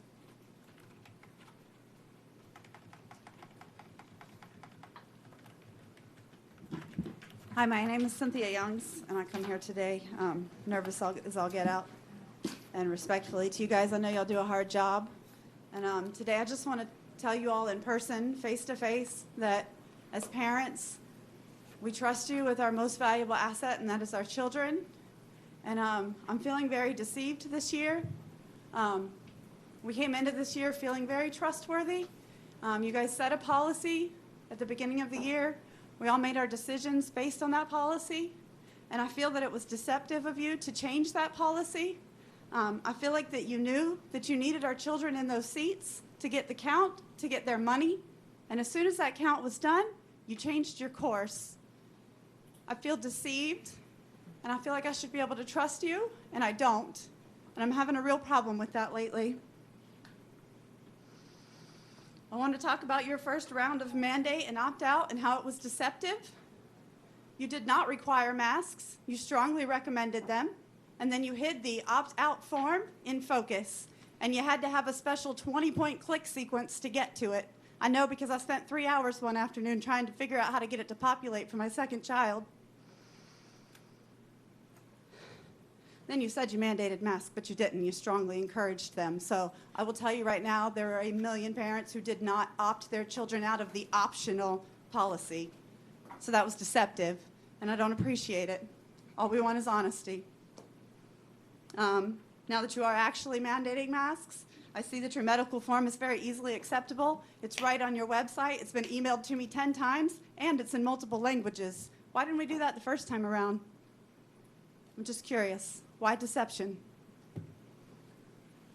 I also want to make sure everybody knows the Duval County 7-day rolling case positivity rate is officially at 7.0% today, and I therefore believe that your mask mandate has been immediately suspended as per your own direction. Our cases per 100,000 are also down to 25.5.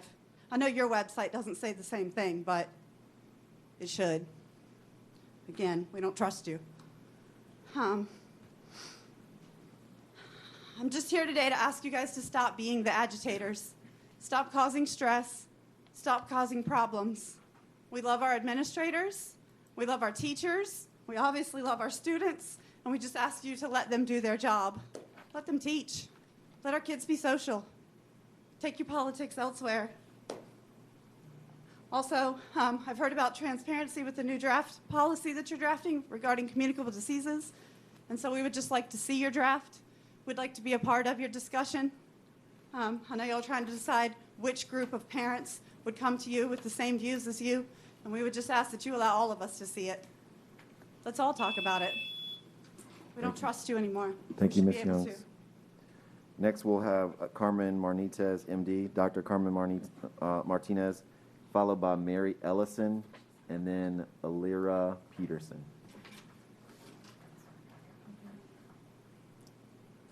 Hi, I'm Dr. Carmen Martinez. My practice was in Ponte Vedra Beach for many years.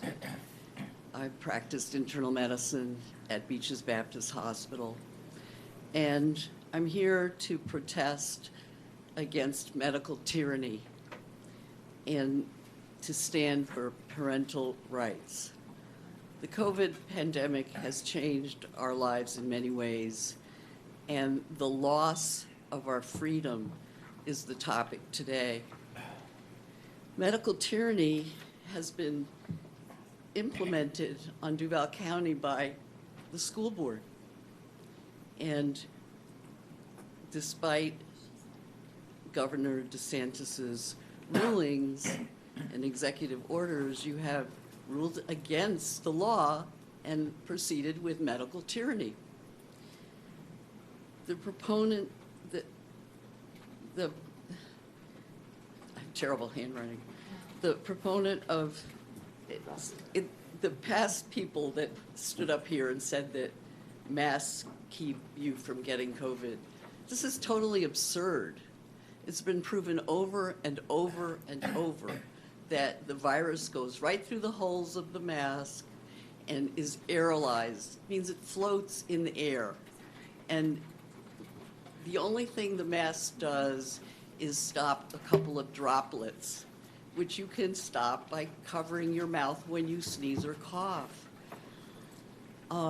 So I want to make sure that you understand that that is just not true. Masks do nothing.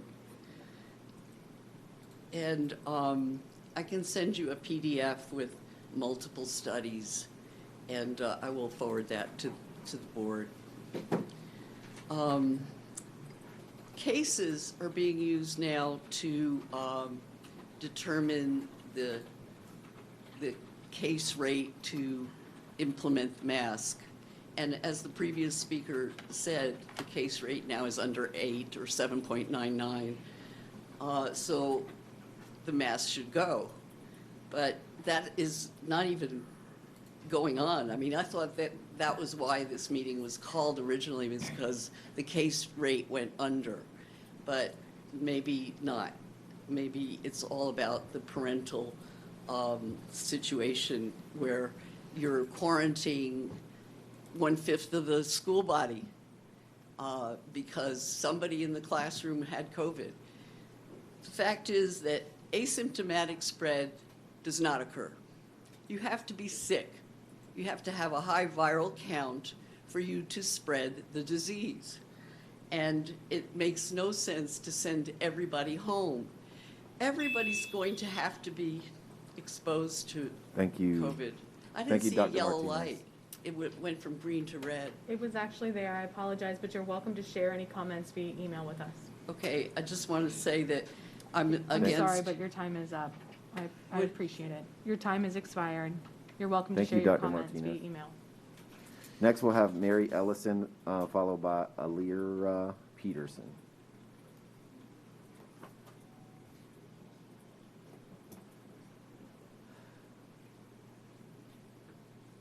Hello, I'm Mary. I'm going to start with Ephesians 5:11, and have no fellowship with the unfruitful works of darkness, but rather expose them. The man the first speaker mentioned is the highly qualified Florida Surgeon General. She spoke to how he was not qualified on the science of masks, public health, and stated he did not know the county. She left abruptly after speaking without hearing anybody else in the room. She said that he had no, or I believe that she is outside of her area of expertise. And she's using her position as an elected official to carry weight and persuade the board members. Her behavior showcases the level of the respect she gives the people. She also mentioned the safe zone of the faulty PCR test being below 10%. Isn't it 7% as of this morning? Keep my eye on it. I also calculate the numbers. I highly encourage you to do the exact same thing. She also mentioned masks have never killed anybody. Guess what? When blood is deprived, it becomes extremely acidic. Do you know what grows in acidic pH blood? Cancer. How many kids died wearing a mask? I'm not going to wait around and find out. But all of you sitting here, if you mandate masks on our children, after you've broken numerous laws, executive orders, court orders, Bill of Rights, constitutional rights, and our God-given rights, you have violated them all. And you will be responsible on your final judgment day from God. And I highly encourage all of you, open your Bibles and repent.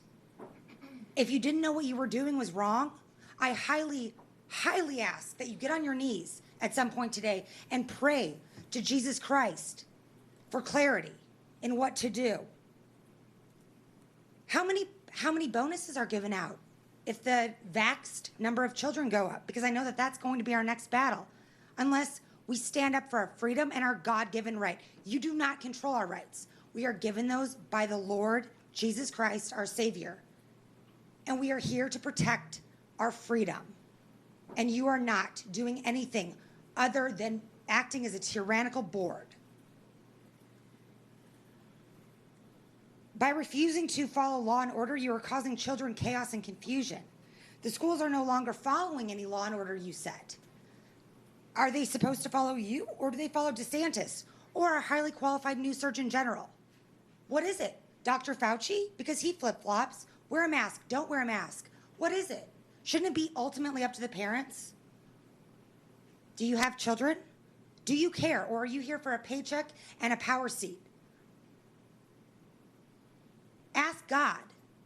And I highly encourage all of you to pray for clarity and forgiveness for what you are doing. And Thank it you, Ms. must be Ellison. stopped now. God bless, and I will be praying for all of you. Thank you, Ms. Ellison. Next, we'll have Alira Peterson.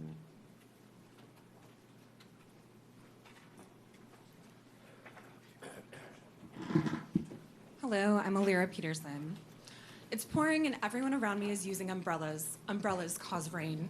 Shark attacks increase at the same time as ice cream sales. Ice cream sales cause shark attacks. Bad fires have the most firemen at the scene. Firemen cause fire damage. Children who receive tutoring have worse grades than children who don't get tutoring. Tutoring causes bad grades. Countries with high chocolate consumption have more Nobel Prize winners. Eating chocolate makes you smarter.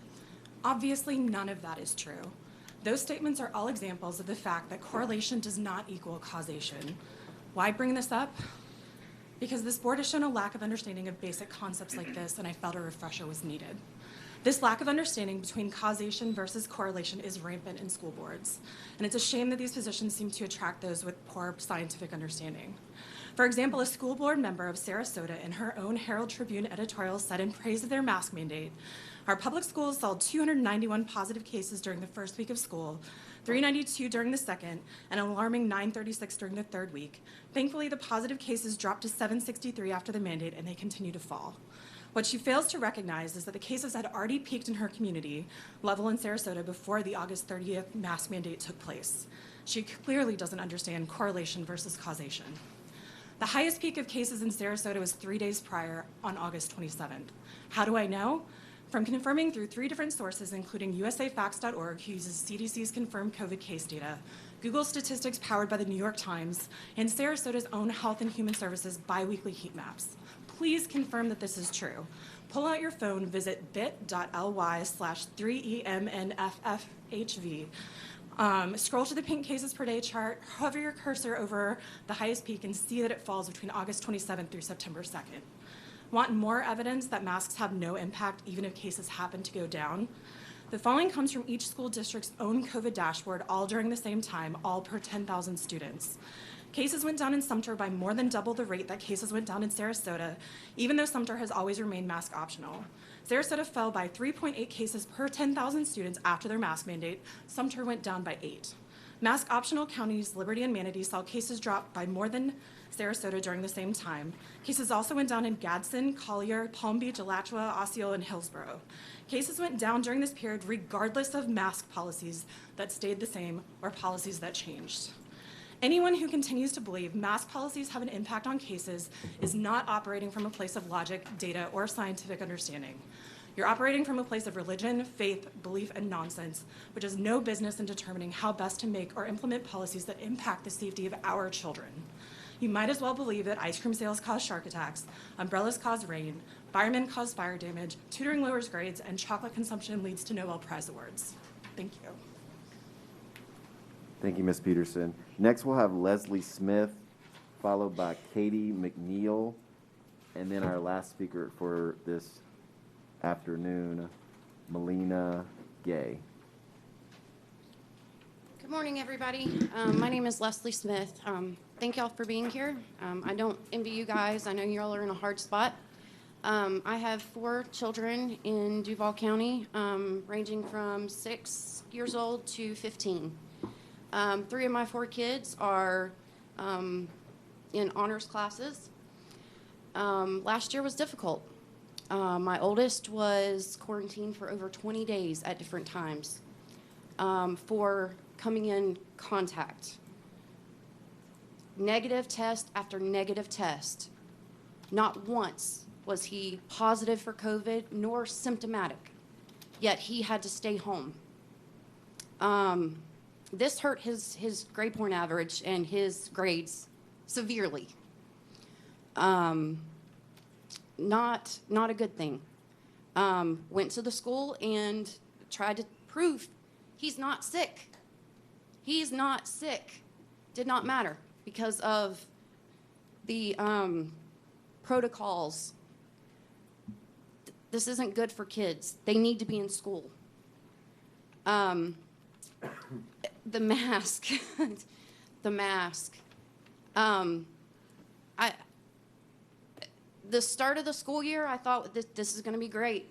You know, I really contemplated putting them in public or private school, charter schools that weren't going to be a problem because my kids suffer from severe allergies and migraines from these masks last year. But I thought, great, we're given an option. And then y'all moved the football goal. Y'all moved it away from us. Oh, 90 days. And my kids are constantly asking, how much longer do we have to wear these?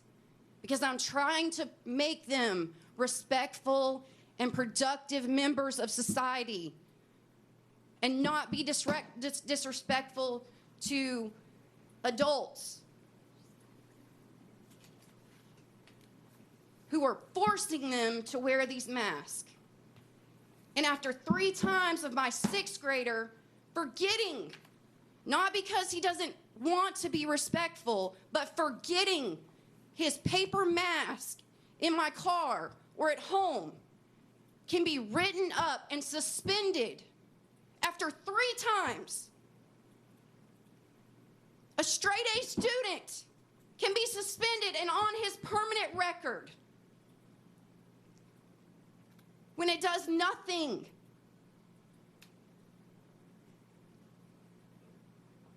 Their future is in your hands.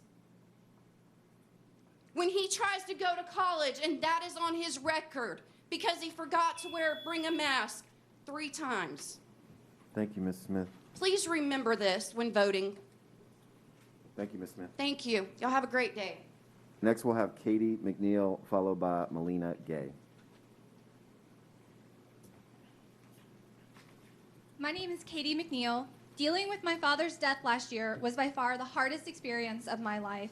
I know keenly the heartbreak of losing a loved one to disease. So when I speak against mandates, I'm not doing so callously, devoid of empathy. I care deeply about the health and lives of others. As an atheist, I hold life in the highest regard because I do not believe there is life after death. This is our one precious chance to experience existence. As an atheist, I also do not accept things on faith. I rely on reality, facts, and figures.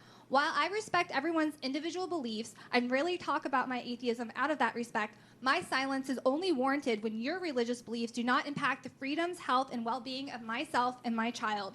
Your continuous belief in Mass has become akin to a religious one. Mandating your new religion's attire on other people must stop. In addition to being an atheist, I am pro-choice. I am not Republican. I'm a registered libertarian. I vote third party. I have always loved science. I have always read scientific studies for fun. I've been giving a lot of thought about what it would take to convince this board masks don't work. Real-world data doesn't sway you.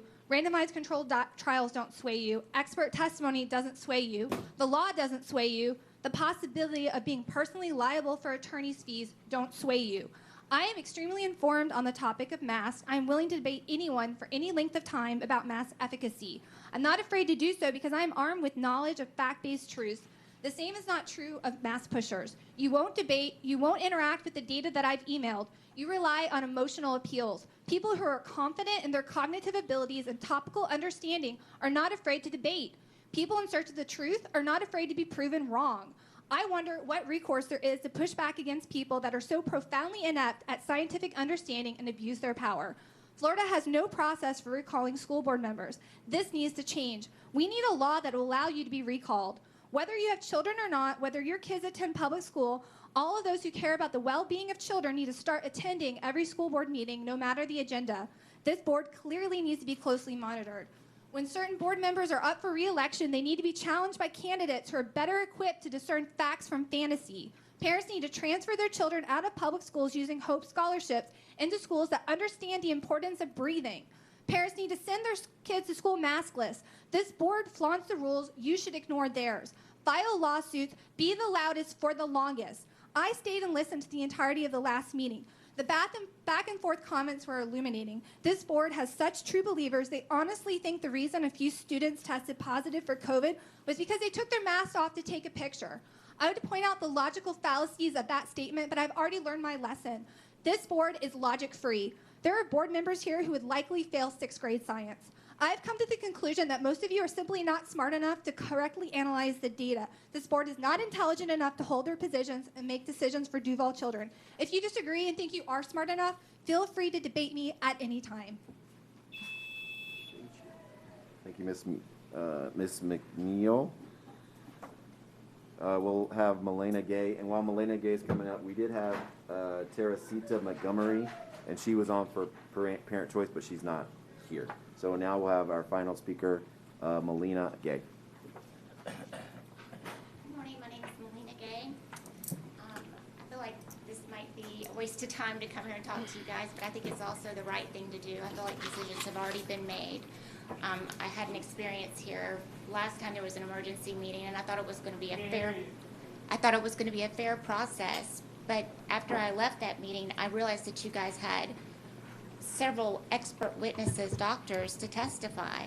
I'm a court reporter, and I know the expense that comes with retaining expert witnesses. And they're not cheap, and they're not easy to retain. They're not easy to get here on an emergency meeting. That was like less than 24 hours, and they show up. But what's interesting is that there's always another side. I had a panel of 7 doctors in front of us that would have gone nose to nose with any of them experts here. And I think if you're really looking for the truth of the matter, you want to know what's really happening. And when this all started, I didn't have an opinion. I was scared. I have 3 children. I have one 26 years old that works in the hospital. I have a 15-year-old son in middle school, and I have a 4-year-old. I just had to take her out of school because they started the mask mandate thing. I had an option at that point because she doesn't have to go to school right now. But I'd like to get this clarified and straight before she does have to go to school. And the situation with my daughter, she works in a hospital, and she's had COVID. We've all had COVID, and we did well with it. We didn't come near the hospital. We have antibodies. I just tested to check my antibodies. They're still wanting, I mean, she's okay right now, and I don't want to put her job on blast, but I mean, she's having to fight to work. My son, who's 15, he goes to school in St. Johns County, and they're not dealing with that here, over there. They have 2,000 students in his school, and they're not dealing with it. But here in Jacksonville, when I put my daughter in school, 48 hours before school started, they wanted to mask her, and I felt like Casey Anthony, slapping a mask on my child every time I'd take her off. I couldn't tell if she was upset because I was dropping her off or if she hated the mask. I hate the mask. I don't want to put her in the mask. But anyways, I just want to talk real quick about the money, because I'm always taught to follow the money. I heard somebody mention the $160 million. I don't know what's driving this. I know it's political because we are in a Democratic county. Democratic counties are doing this statewide. If you did this in another state and your governor had an executive order in place, they will arrest you. And I don't even know why we're talking about this. And I'm confused why we're even having a meeting, because I think the decisions have already been made. And that's all I want to say. I hope y'all work it out. My kid I don't want my kid going to school with a mask. Thank you. Thank you, Ms. Gay. That concludes our speakers for this morning/afternoon. Thank you. Thank you, Vice Chairman Willie. Board members, I know we took a short break about 45 minutes ago. Are you wanting to have another recess? Or are we ready to jump in? I'm not seeing any. Could we break for 5 or 10 minutes? I hear a motion to recess. Second. And a second. Why don't we take 10 minutes? We'll come back at 12:30 and we will jump into the new rule, and also the letter that we've received, which is what we are here to talk about today. Thank you so much. We'll recess for 10 minutes.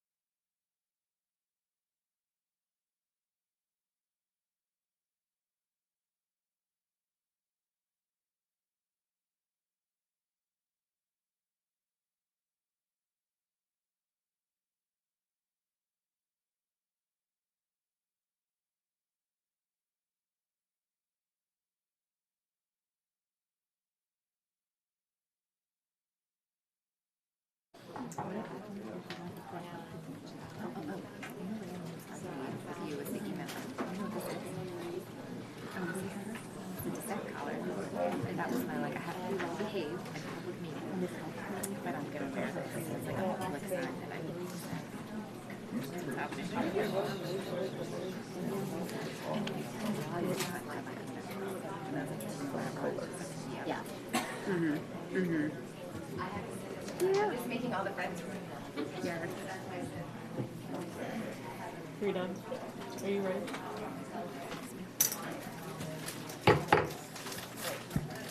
The school board will now convene in our emergency meeting. We have opened the auditorium to invite the public back in, our guests today. Thank you again for staying, being involved in this work.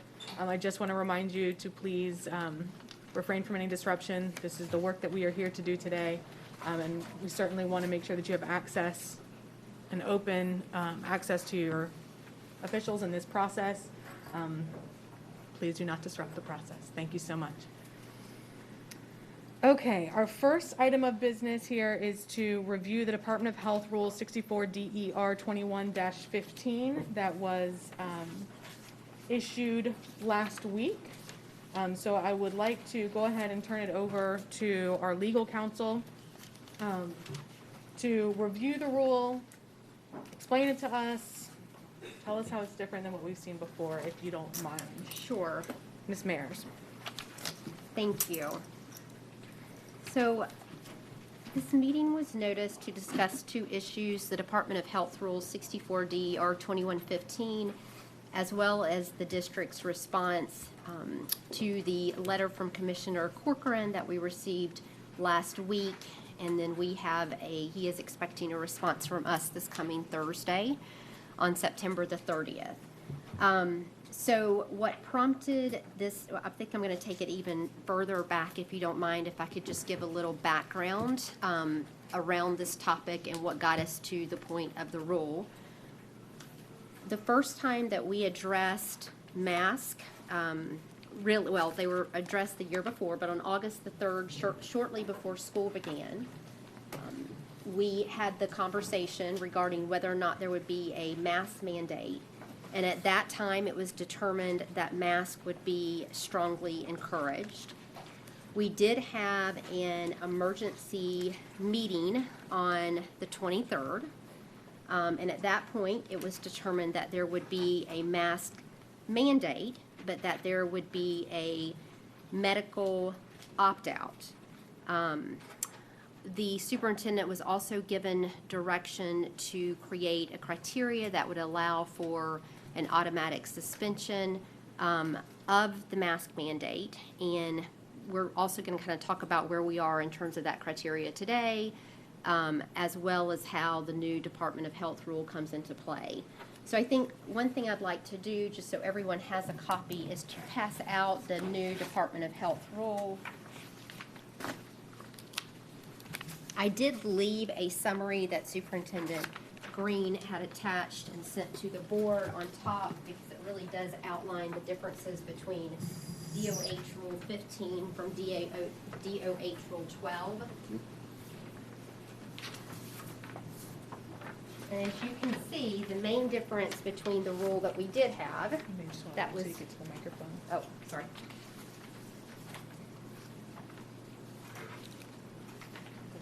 Sure.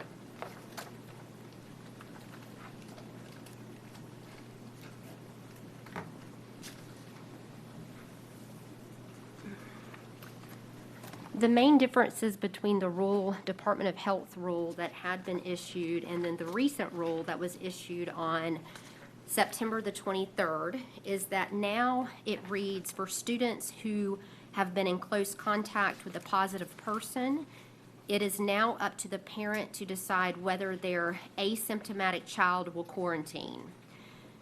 The parent can send the child to school if they are asymptomatic, or make the decision to hold them out for up to 7 days. The rule also states that the language governing parental opt-out of mask rules clarify that the decision is at the parent or legal guardian's sole discretion, whereas the original rule had mentioned that there could be a mask mandate if there was an opt-out, and many districts interpreted that to mean that as long as you could opt out due to medical or psychological reasons, that would comply with the rule. This new version of the rule makes it clear that the only opt-out that will comply is if a parent is the sole person to make the decision of whether or not their child's going to wear a mask.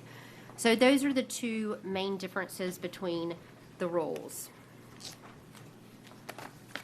The other thing I just want to pass out as we think through this process is the emergency rule that the board passed on August the 23rd, just so you can have your eyes on it.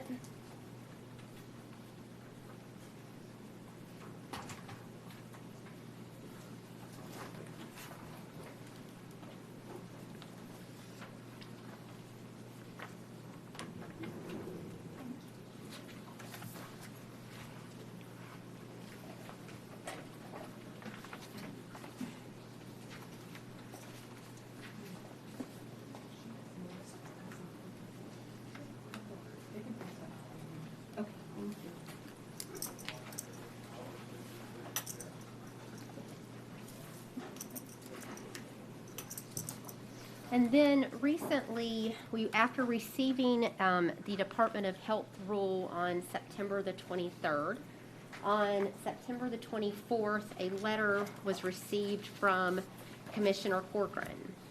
And that letter, on the 23rd, a letter was received from Commissioner Corcoran. And that letter was demanding that this board comply with the new Department of Health rule.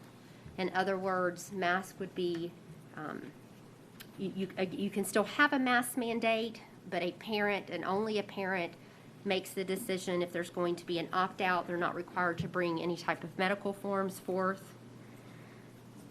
And so at this point, we have to decide whether to continue on this current trajectory that we've been on, because we have the emergency rule. It was passed on August the 23rd. It did not go into effect until September the 7th.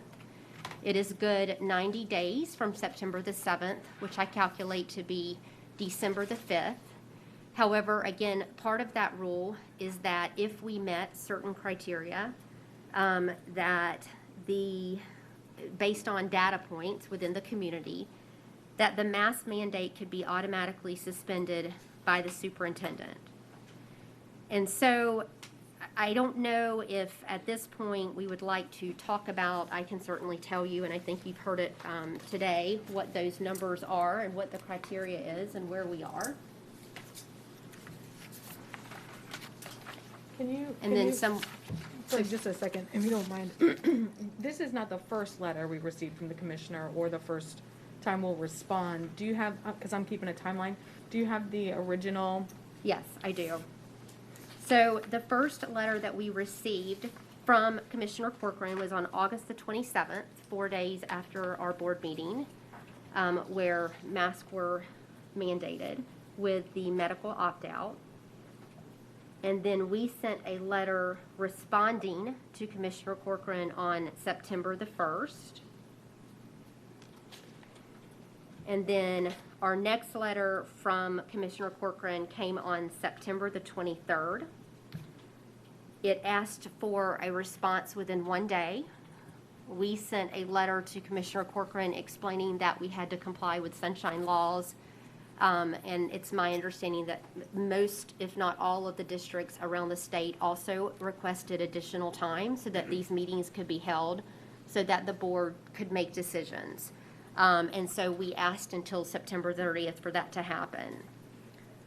And I just want to be clear that given the timeline, on August 23rd, this board met, we had full conversation. On the 27th, the letter came. At that point, we were on the heels of already having had this conversation. And our response to that letter indicated that we felt that given the rule and the logistics of, or the details of the rule, that we were within the parameters of the rule, and that is different than the situation we find ourselves in today. That So I is think as correct. people are thinking about, well, why are you having an emergency meeting? Or when we say we have to meet for sunshine, that's why. We had a full discussion August 23rd. There was ample discussion about where we stood as a board and the rule, and today we need to revisit that. That's correct, because again, beforehand, it just stated that there had to be an opt-out procedure as part of the Department of Health rule, the first version that has since been repealed, and the current one, again, makes it clear that according to Commissioner Corcoran and the Florida Department of Education, a medical opt-out would not be in compliance with this law. So, giving a little bit more information, because there has been some discussion from a couple of public commenters, how close are we to having that criteria go into effect that would suspend our mask mandate, just so that when you guys start this conversation, you just know how close we are. And the Duval County Public Schools emergency mask protocol will be lifted if the rolling 7-day positivity rate declines to 7.99% or less, and the rolling 7-day new case count declines to 49.99 or fewer. From the Duval County dashboard, it appears that the positivity rate, at least as of this morning before the meeting, was 8%. And that the 7-day average of new cases per 100,000 people is 169.8 cases. So at this point, and it's my understanding that Dr. Green had met extensively with the Department of Health in developing that criteria, we are obviously very, very close to meeting the 7.99%, but we are still a ways as we sit here from meeting the second criteria.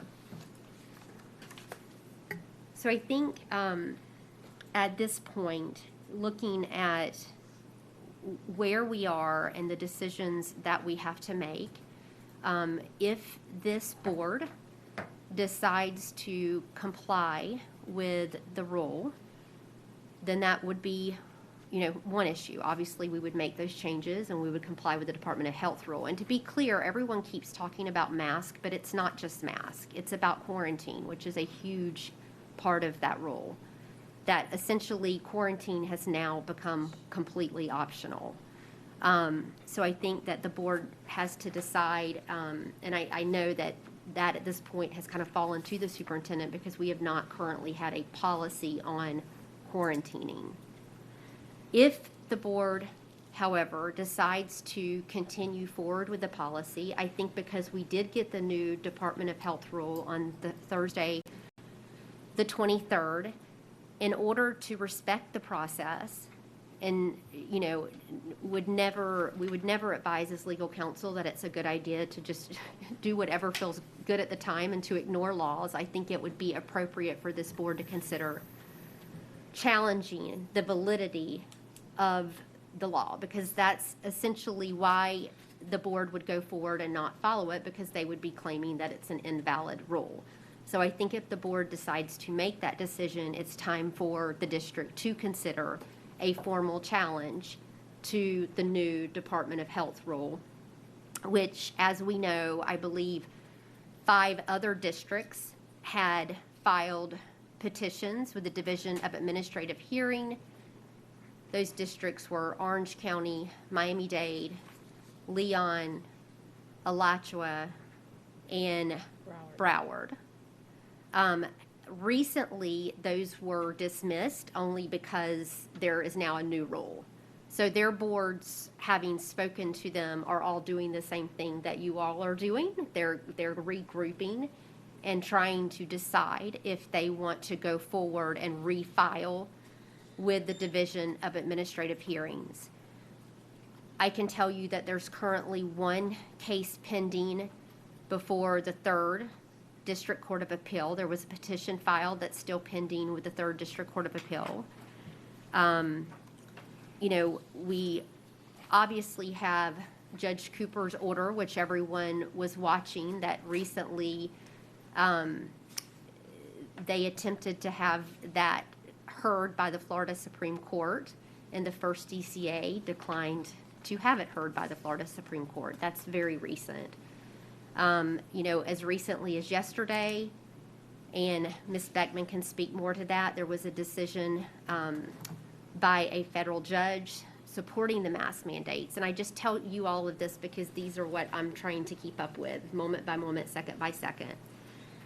What I would ask, and we will kind of conclude the legal part of this presentation, is that you would allow Ms. Beckman a few minutes to speak, to just tell you, generally speaking, some of the main legal arguments that have been asserted by districts in these petitions that have been filed with DOA.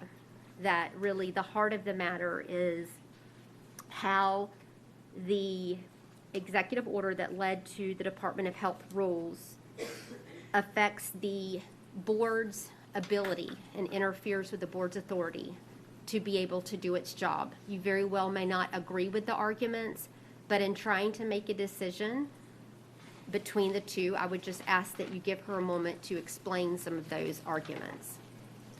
Thank you, Ms. Mears. We will welcome Ms. Laura Beckman from the Office of General Counsel. Thank you and the whole OGC team. If you wanted to give us a little bit more information, we would welcome that. Yes, ma'am. Good afternoon. So we've got two different fora that we're dealing with. So we've got, as Ms. Mears explained, we've got the DOA petitions, the Department of Administrative Hearings. And so that's the forum where we can challenge the rulemaking process. So the typical rulemaking process allows for notice and comment. And so one of the arguments is that the rule that they made, that the Department of Health made, was not an emergency. And so there's an argument that you can challenge their rulemaking authority under the emergency rule. And that's also that's their emergency rulemaking process can also be challenged directly in court in the District Court of Appeals. So in DOA, the administrative proceeding, the two main arguments are that the Department of Health has exceeded its authority in creating this rule. So typically, the legislature is the one who makes our laws. They can delegate some of that responsibility to administrative agencies, which they have certainly delegated authority to the Department of Health to promulgate certain rules. There's an argument that this rule that we're talking about today, that the Department of Health did not have the authority because they had authority to do certain things to control the spread of communicable diseases, but that this rule is not designed to prevent the spread. This rule actually enables the spread of these diseases. And therefore, they did not have the authority to issue that rule, and it's not a valid rule. In addition, that they did not have emergency authority because this was not an emergency. So those are the two main arguments that were raised with the prior version of the rule. And I think those are still valid arguments under the current rule. If anything, I think they're probably stronger. And so, I think that if you are going to maintain the district's mask mandate, that you should also then affirmatively challenge the rule in DOA and/or the District Court of Appeal as well. Because if you're going to take the position that it's not a valid rule, then you should affirmatively support that statement by taking affirmative action and asking DOA and/or the District Court of Appeal to also determine whether the rule is valid. Thank you, Ms. Beckman. Did you have anything further to add, Ms. Mears? I do not. Okay. Before the board gets into questions and discussion, I do want to give an opportunity to the superintendent. I know Mr. Rubio is here from the Department of Health. As Ms. Mears brought up, part of our emergency rule specifically related to mask requirements with medical opt-outs hinges upon a moderate threshold for suspending that rule. And also the process or procedure for quarantining students and how we have relied on the Department of Health. If you could just give us a little bit more information on those two pieces, that this new Department of Health rule directly responds to it, I think that would be helpful information. Through the chair to the board.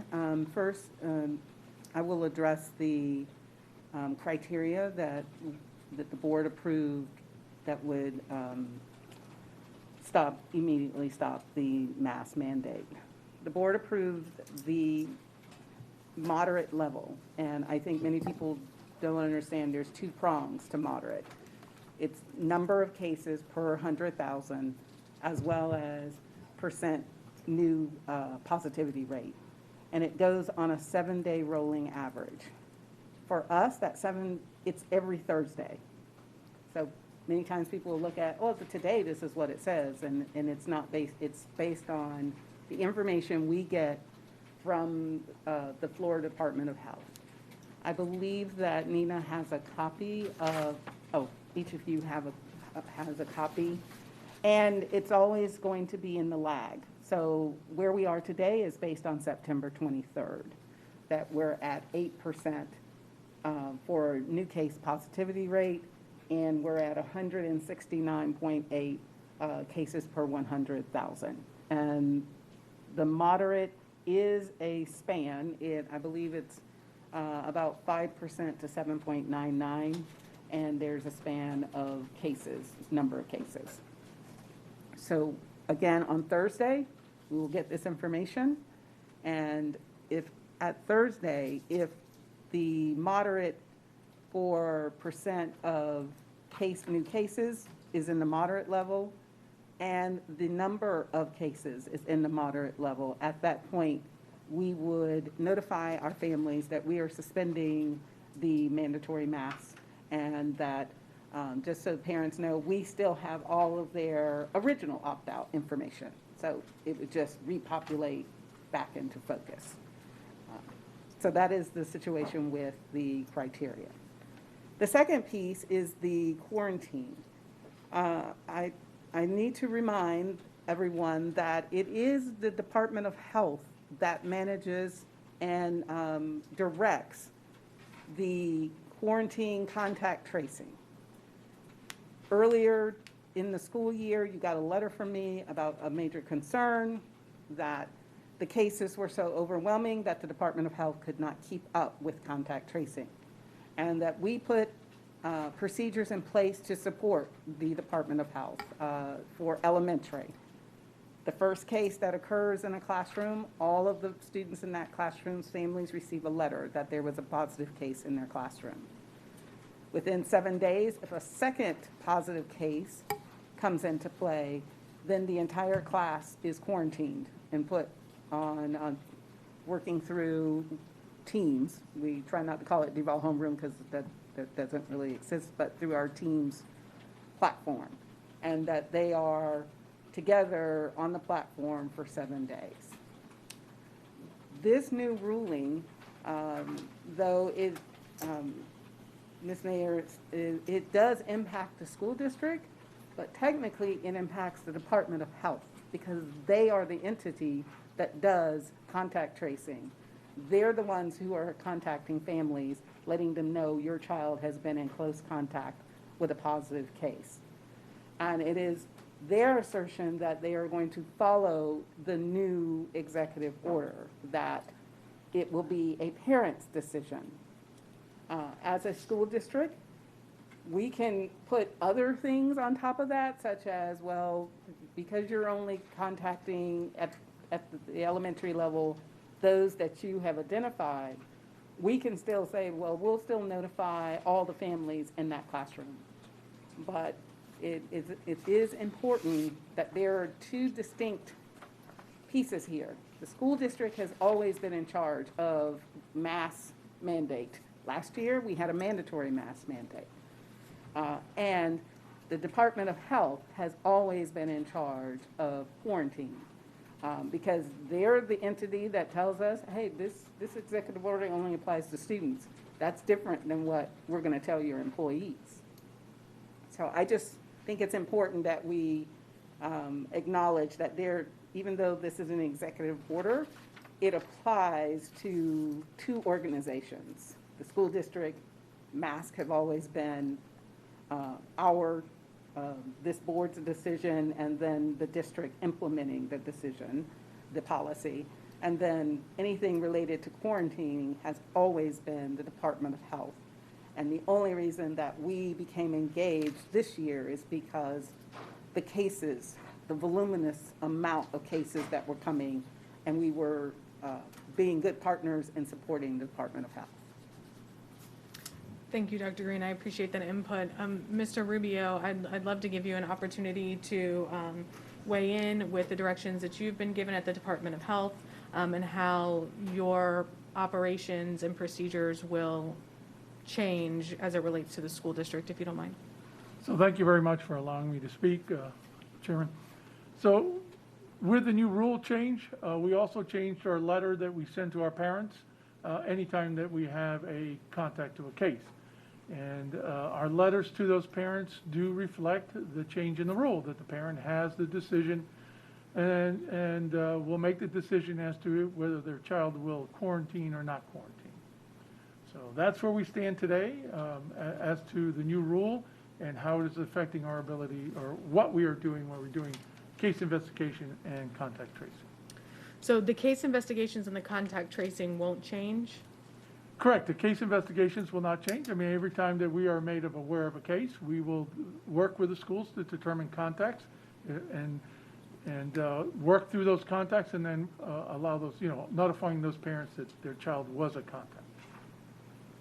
Now, the other thing I will say, that the other difference of the rule that wasn't made clear is that this rule now does not affect public schools, but all school-age children, public or private. Now, it's my understanding that private schools can use and come under the rule, or can choose to be outside of the rule. But if you look at the rule prior to this new rule change, it did talk about public schools. This rule does not. It just says schools. That's a little bit of a change that I want to. I think that's an interesting point. I appreciate that. I do believe that there was a ruling that came out this week related to the applicability of some of these rules and requirements in charter schools. So that's certainly something that we could look into. But for our business here today, we are given the authority as constitutionally elected officers to oversee a very limited scope of Duval County public school students. It's not even all public school students. As many of the speakers here reminded us, we live in the great state of Florida, and there is a lot of choice and a lot of option for families.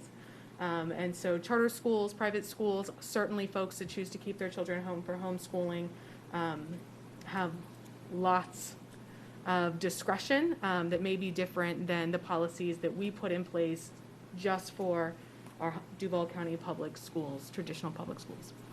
So with that being said, I'm happy to turn it over to the board to ask questions. We have our legal team here. We have Mr. Rubio here, the superintendent certainly. What we need to be focused on as far as accomplishing here today really is our response to Commissioner Corcoran and how the board wants to proceed. So we've got an emergency rule that was established that went into effect September 7th, was established August 23rd. You have a copy of that emergency rule and all of the reasons and whereases for the establishment of that emergency rule. So do we want to continue operating under that emergency rule? Will we change course?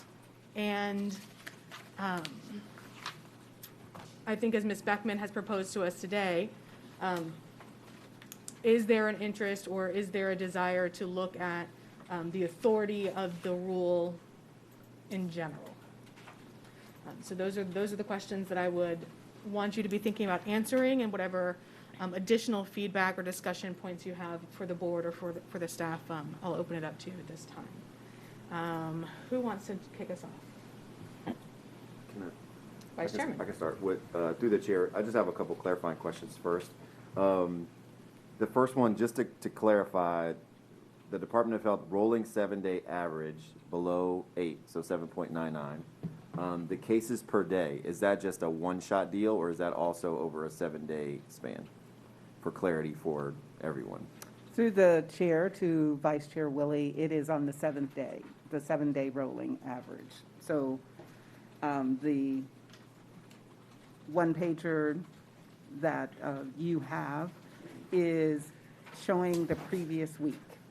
So every Thursday, the Department of Health receives this, and they then in turn share it with us. So it's still based on the 7-day rolling average. So Claire, both of these back two columns here are both on a 7-day average. So that is what we're looking at. So we're at 8 from my last report and 169.8. And what are we seeing if we had this glimpse from last week?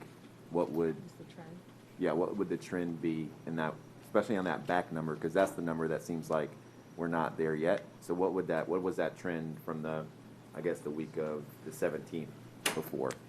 Do we know? Through the chair to Vice Chair Willie, I believe that number was like 250. Okay.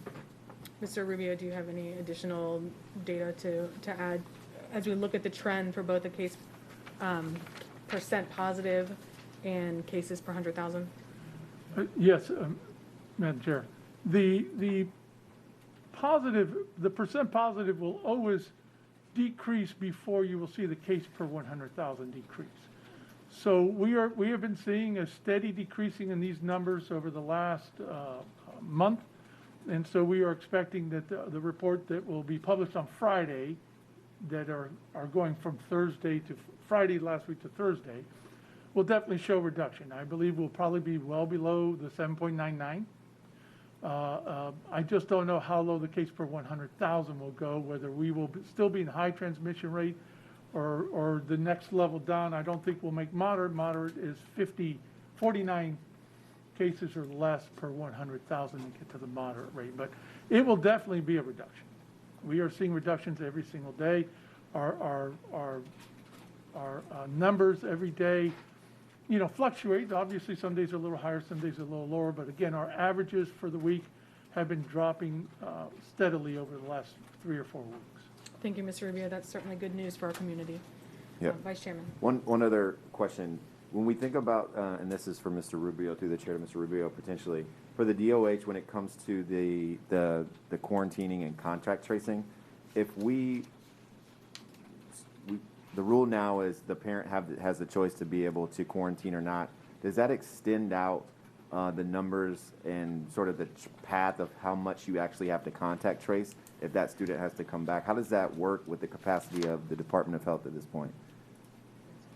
So to Vice Chair Willie, through the chair, it shouldn't change the workload that we have. I mean, because once we tell a parent that their child is a contact to a case, we really don't have any more power than, other than the parent contacting us and telling me that the child is now symptomatic, and then we would change them from a contact to a case.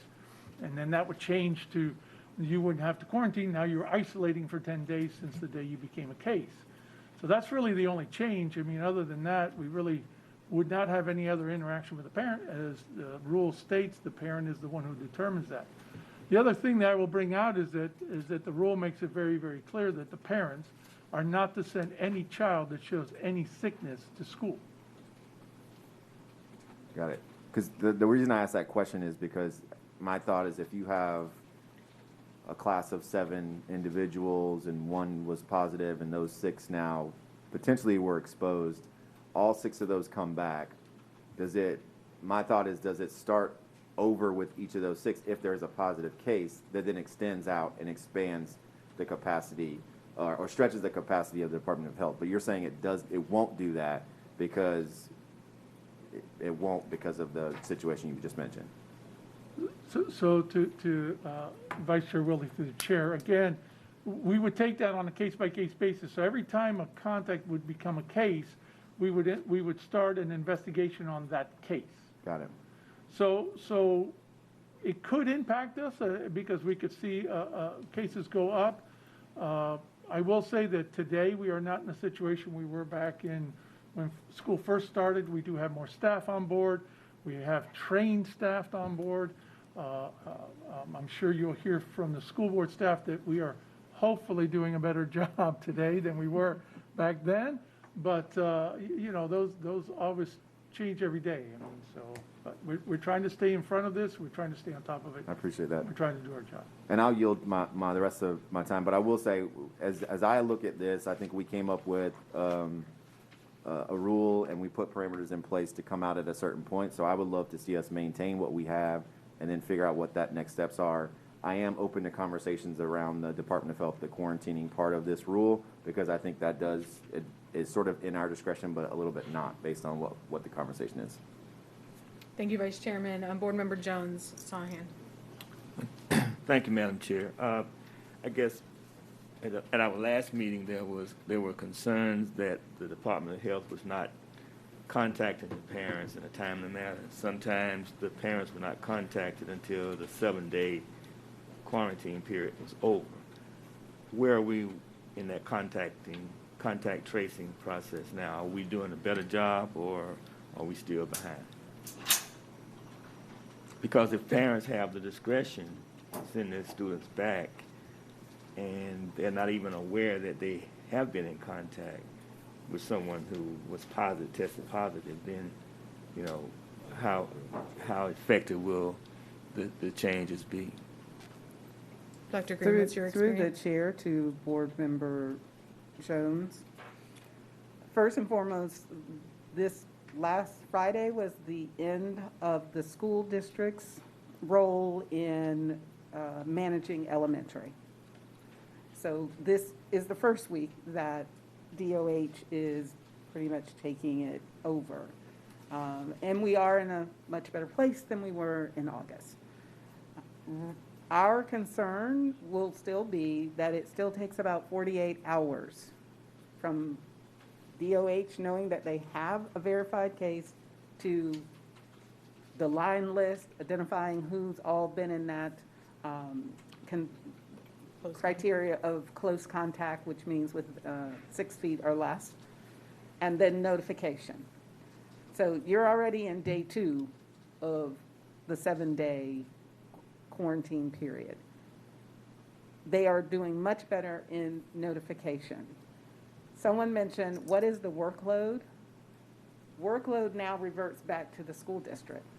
Because if parents now have options to say, I want to quarantine or I don't want to quarantine, that information, the school system is not getting that information because DOH is the one interacting with these families. Now, we do get the information once that's been concluded. So our principals get what we call a line list, and they are able to go in and see all the students that were identified as close contacts. They can also see were parents actually spoken to, and then families that DOH, they were not able to get in touch with those families. So now that puts it back on the school district. One, we sent out the letters with those students, but now we're gonna have to find out, are you quarantining, not quarantining? If you are choosing to quarantine, how do we get your academics delivered to you? At the elementary level, it was easier when we just, the whole class. Now the teacher is there with the class. Now we're going to have some choosing, some not. So that will put, I don't want to say burden, we dealt with this last year, but last year it was either you're quarantined or not. Now we have a special code, and if you want access to your curriculum that you would have had access to if you were in the class, it is more challenging this year, and we are appreciative that DOH did step up and add more staff, and we're hopeful that we won't go beyond the 48 hours of notifying families. But this week will be the test because this is the first week that the district is not doing the immediate notification. Our COVID-19 task force team is still in place. I think that will help DOH be closer to reaching that maximum of 48 hours because that team immediately goes to a school, helps with the line list, helps with identifying possible families that we can't reach, and that team helps. They're a great liaison to the school and through Mr. Soto's office who works with DOH. I guess a follow-up question is, with the new quarantine rule, what happens at the high school and middle school level if you reach a point of 20%? Do, I guess, the closing of the school then is out the window? That's no longer option? Through the chair to Board Member Jones, that would be, if the rule, based on the way it is written now, that would be correct. We would not close a school, or we would not close a classroom unless we could show that this classroom has, more than 60% of the students are positive cases.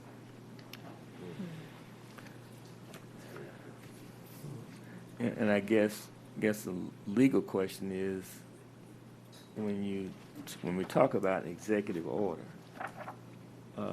emergency order, I'm sorry, then there has to be a decision made prior to that there is an emergency. I guess through the chair, that whoever want to respond. Is that the way we would look at it if we were to challenge the executive order, that there is no emergency because you haven't declared an emergency? Ms. Bergman. Just sent through the chair. So just to clarify, you would not be challenging the executive order of the governor. It would be challenging the rule issued by the Department of Health. And so, yes, that is one of the grounds that I think that the rule is vulnerable, is that they didn't truly have emergency authority, that they should have gone through the normal notice and rulemaking process before issuing this rule. Okay. And then one follow-up question. The Surgeon General has not been confirmed. Does that impact the decision process also by the Senate? I don't believe so. It appears that he does have interim authority until the Senate declines to confirm him. Okay. So he has been, once he's appointed by the governor, he does have interim authority. And then he goes through the confirmation process. Only if he's not ultimately confirmed by the Senate, then he would lose his authority. Thank you. Through the chair to Board Member Jones, looking at Judge Cooper's order that has been appealed to the First District Court of Appeal, Judge Cooper spoke at length about the issue that you just raised about the governor's authority for the executive order. And in his very thorough ruling, he states that the governor was attempting to argue that he was entitled to deference provided by the separation of powers doctrine because they were exercising their authority to act. And Judge Cooper found that the governor did not have emergency powers pursuant to Chapter 252 Florida statutes at the time that he enacted this executive order. Because the governor had no emergency powers, he and other defendants must look to some other authorization in statute or the Constitution to provide them authority to enforce a blanket ban of mask mandates without a parental opt-out. The defendants have not shown any convincing authority in the Constitution or any statute.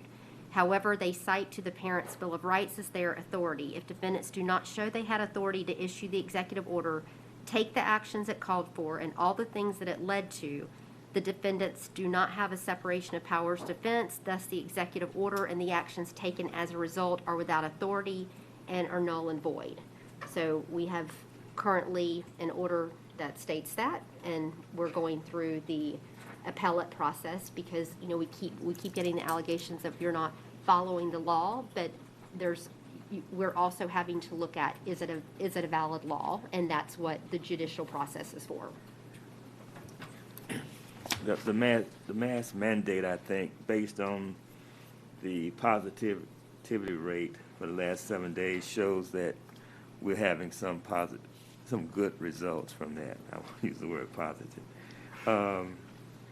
And I think we should continue with the mask mandate until we reach those benchmarks that we've already established that would allow the superintendent to suspend the mask mandate. In accordance with the emergency rule established and voted on by this board previously. Yes. Thank you, Board Member Jones. Board Member Coker. Through the chair to council, talk to me about a home rule as it relates. I feel that I was constitutionally elected to represent the constituents of District 1. I know what the data on opting out and whatnot says in regards to that. I certainly appreciate all constitutionally elected officers, but my job is to keep children safe. Talk to me about where does that fall in any of this? Either one? Okay.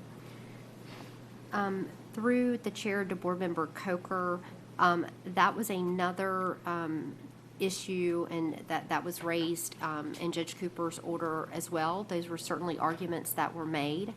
Article 9, Section 4B of the Florida Constitution says in pertinent part, the school board shall operate, control, and supervise all free public schools within the school district. And there's been discussion for many years regarding the competing role, oftentimes, of the local school board and the state of Florida in operating public schools.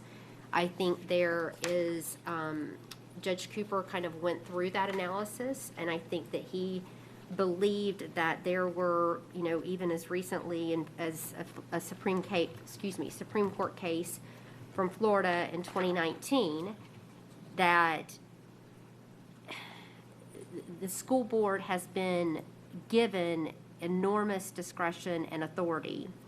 However, I think that Judge Cooper ultimately declined to base his ruling on home rule because he said there exist cases which seem to validate state-imposed laws regulating teachers and imposing certain obligations on local school boards regarding charter schools. So unfortunately, we were, I can speak for myself, just hoping that there would be some sort of conclusion reached so we could see that issue through as well, of where does the state end and your local authority begin. But I definitely think it's going to be an argument that is not settled and will continue to be made in court cases. Through the chair, I believe that that's something that needs to be further looked at. Because I feel like I was at a community meeting in the middle of Arlington last night with a bunch of community leaders. I am here on the ground, I'm listening, and I want to make sure that I take every avenue possible to represent the constituency whom I serve. And so I would ask that we continue to look at that piece of the puzzle, because I think it's important. I think it's important not just for school boards. I think it's important for city councils. I think it's important for mayors. I think it's important for constitutionally elected officers everywhere, that we be given the authority to do the roles and operate in a manner that our constituencies ask of us. I will say, as your data nerd, I continue to believe that I was one of the ones that asked that the superintendent come back with numbers, because I don't want masks if we don't need them, if they're unnecessary. And she did that, and I believe we've got to let that run course.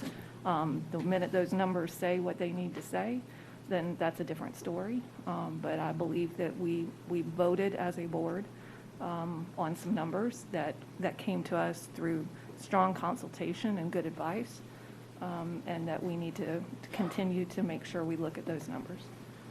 Dr. Cooker, when you say you want to continue to look at home rule, can you just be more clear? What do you mean by look at it? I think the issue through the chair, through the chair to the chair, I think that this issue is not just necessarily masks. I think that this is an issue for all constitutionally elected officers. I believe our city council members need to be able to be given the authority to do their job and don't need overlay. And I feel the same way with us. And so while it's masks right now, it could be something else in 6 months. And I genuinely just want to serve the constituents in District 1 in the best manner possible with as much ability as possible. And I think that there's legal question there. So would it be accurate to summarize that I'm hearing you show an interest in possibly moving forward with DOA petition? Potentially, yes. Thank you. Board Member Pearson.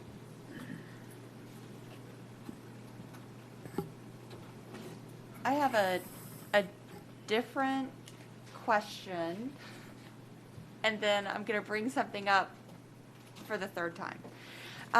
So my question is, I want to looking at our policy, the Roman numeral 2 under opt-out and exemptions.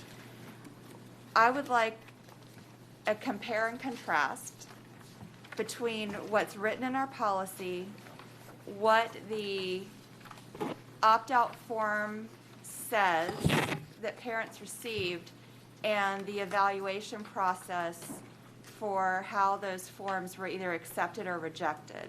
I've received a number of emails from constituents who said they thought they followed the rules.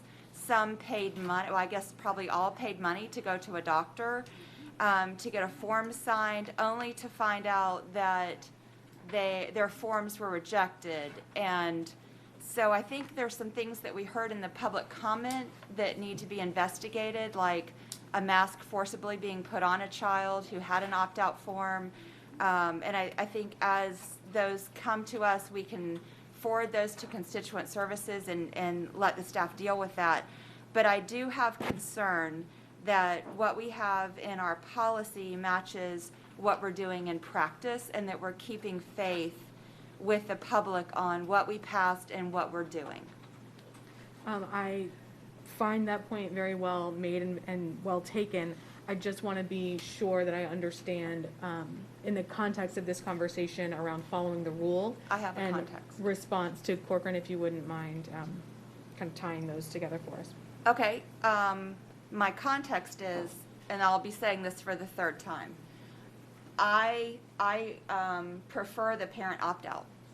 I said it in the first meeting, I said it in the second meeting, and I'm saying it in this meeting.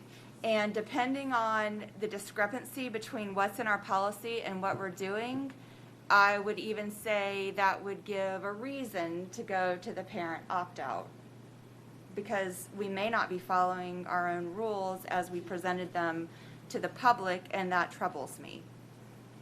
So how can we get to a conclusion for you? Is there information you need? I want to know a compare and contrast between what's written in the statement, what the form says, and what we're doing operationally. And so here's an example. Our statement says, to claim an exemption opt-out due to existing health condition, the district will require a medical certification from a licensed health care provider that the student has a medical, physical, or psychological condition that prevents the student from being able to safely wear a face covering, and a description of the medical reason. So I'll give an example. Say someone went to a chiropractor, and the chiropractor gives a reason and signs the form, and then that medical opt-out from the chiropractor is rejected. In my mind, a chiropractor is, if the chiropractor is a licensed healthcare provider, then the chiropractor is a licensed healthcare provider.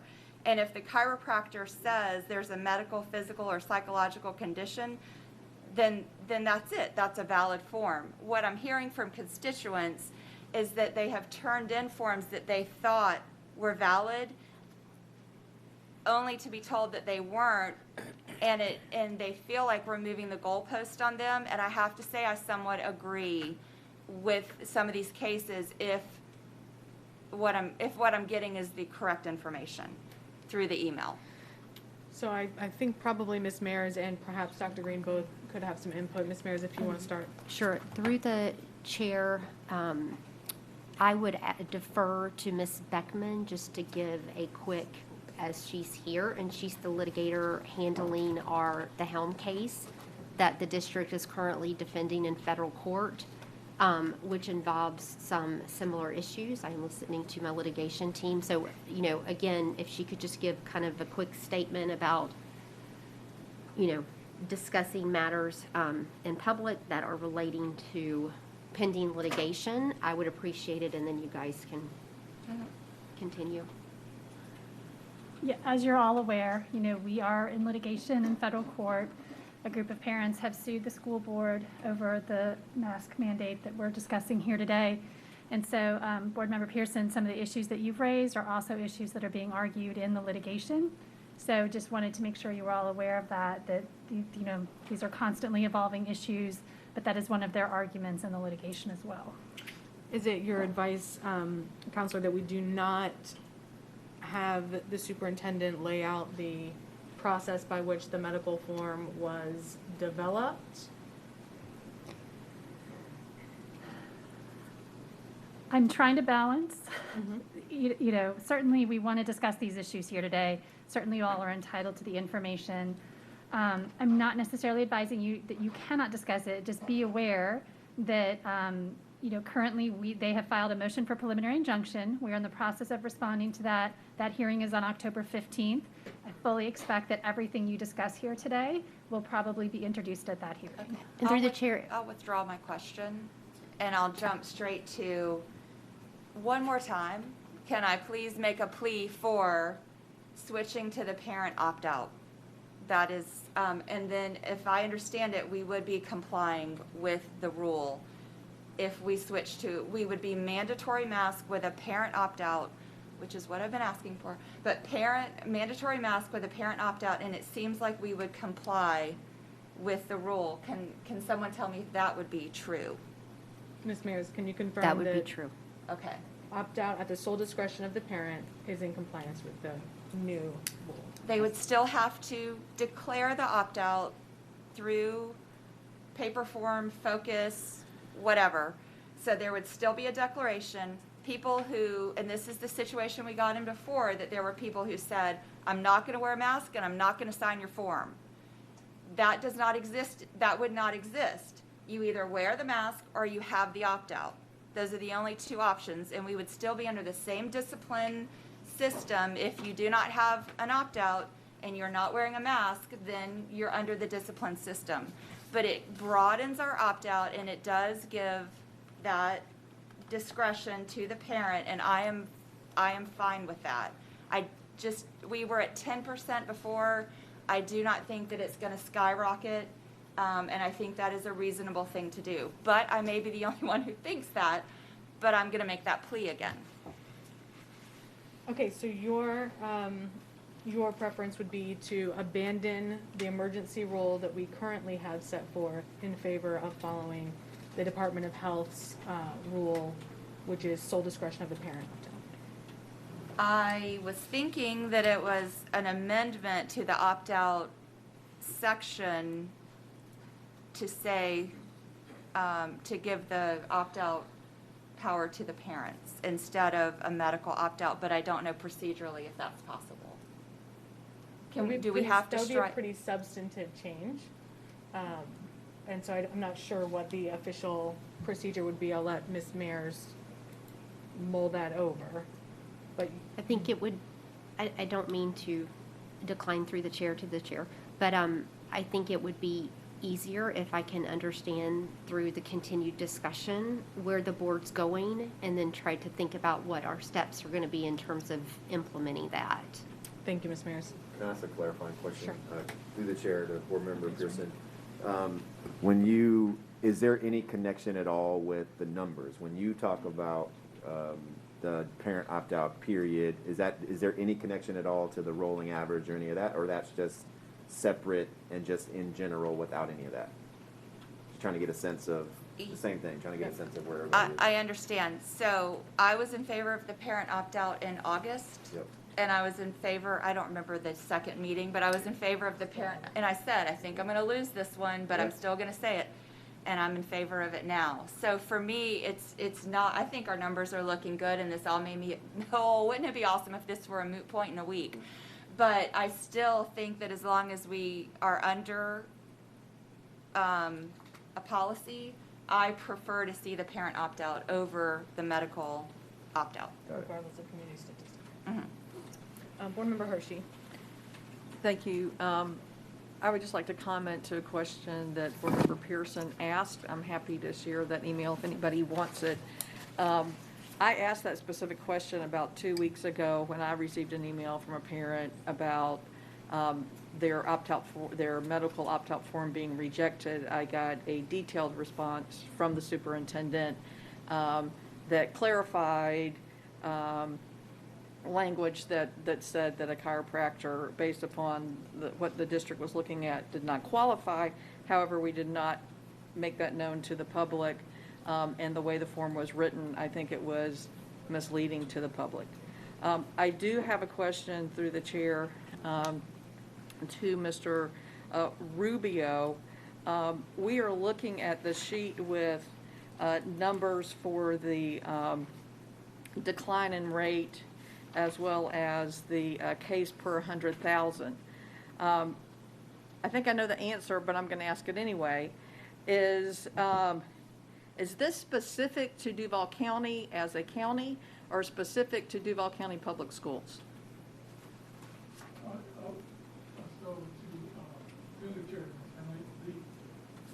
The numbers that you're seeing, let me turn my, Thank you. how's that? So the numbers that you are seeing that we report for the state are all Duval County residents. I appreciate that. The reason I asked that question is, I don't know about you, but my husband loves football. We've watched some football games, and I've been amazed at the number. We've had 2 or 3 home games, and I'm encouraged. I say that because I'm encouraged that people seem to be about their lives, and we're seeing these declines in numbers. I think it's encouraging. My other question is, to your knowledge, are we seeing surrounding counties like Clay County and St. Johns County and even Nassau, are they experiencing downward trends, or are we just seeing it in Duval County? So again, through the chair to Ms. Hershey, I'm sorry. Remember that the northeast corner of the state of Florida, which included Duval and Nassau and Clay and St. John's and Baker, we were the first ones to see this outbreak of this Delta variant in the state of Florida. So we led the charge, which means we are the first ones in the state who are really seeing this decline. And we are leading the state in the decline. So the answer to your question is yes. The other counties are also diminishing. I bring that up. I had a meeting yesterday with a board member in St. Johns County. They did not enforce a mask mandate, and they are seeing declines as well. I'm very happy that we're headed in that direction. And I think that when we're looking at numbers and we're looking at data, for me, it's hard to draw a direct connect between mask in schools and decline in rates in Duval County as a whole. Because I'm looking at other counties like Clay County and St. Johns County that don't have a mask mandate, but they're seeing these same downward trends. I'm just putting that on the table. I think that we hear from a lot of parents, and there are positions for mask and not mask. One thing is really clear, and what we've heard at the state level as well as in this room today, is the importance of a parent's right to make the right decision for their child. And that respective decision might look different for every single one of us up here, and for our families. But I think that that's the question. And so my point that I would make is that I think that we are in a position to adhere to the request of the Commissioner of the Department of Education, Commissioner Corcoran, to allow parents to make that decision for their children on masks. The great news is if you want to wear a mask, you can still allow your child to wear a mask. It doesn't take away your ability. It just opens the door for people to make a different decision. I hear from a lot of parents with ESE students in my district who, for whatever reason, may not have gotten, maybe their form got rejected. I've heard from a lot of people in my district of forms who were rejected. But maybe their doctor said, I'm not going to give a medical opt-out for asthma or for different reasons. This would open up a parent's ability to make that choice for their child. And since we have, I think it's very important to note that our health department has decided that they are going to comply with the state health departments, I guess the rule, to to be notified of parents if there's a positive case, but then the parent has the right to make a decision about quarantine. So I would be in support of following the pursuit of our local health agency, which is what we have asked for even last summer. What does our local health department say? As well as returning the rights of parents to make the decision for their children.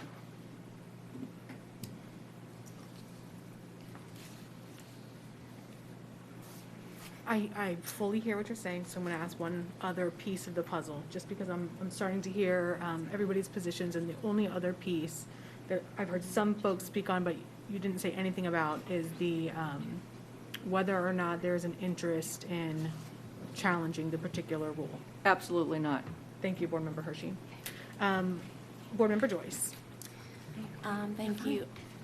My position has not changed from the very beginning. I feel like, and I've always said, even as having a mother, a parent of a 17-year-old, a parent should have the right to make this decision. This board doesn't understand what I'm going through as a parent with my children.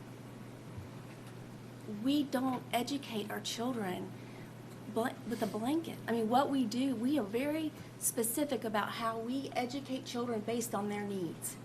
If they need an IEP, we make accommodations for those IEPs. If we go beyond, above and beyond, trying to meet the need of a child. And I have felt from the very beginning that we're not taking all children into this consideration. There are children who really have issues and they struggle with masks. They are having medical issues with wearing a mask. And again, as Board Member Hershey said, I believe that if you want your child to wear a mask, wear a mask.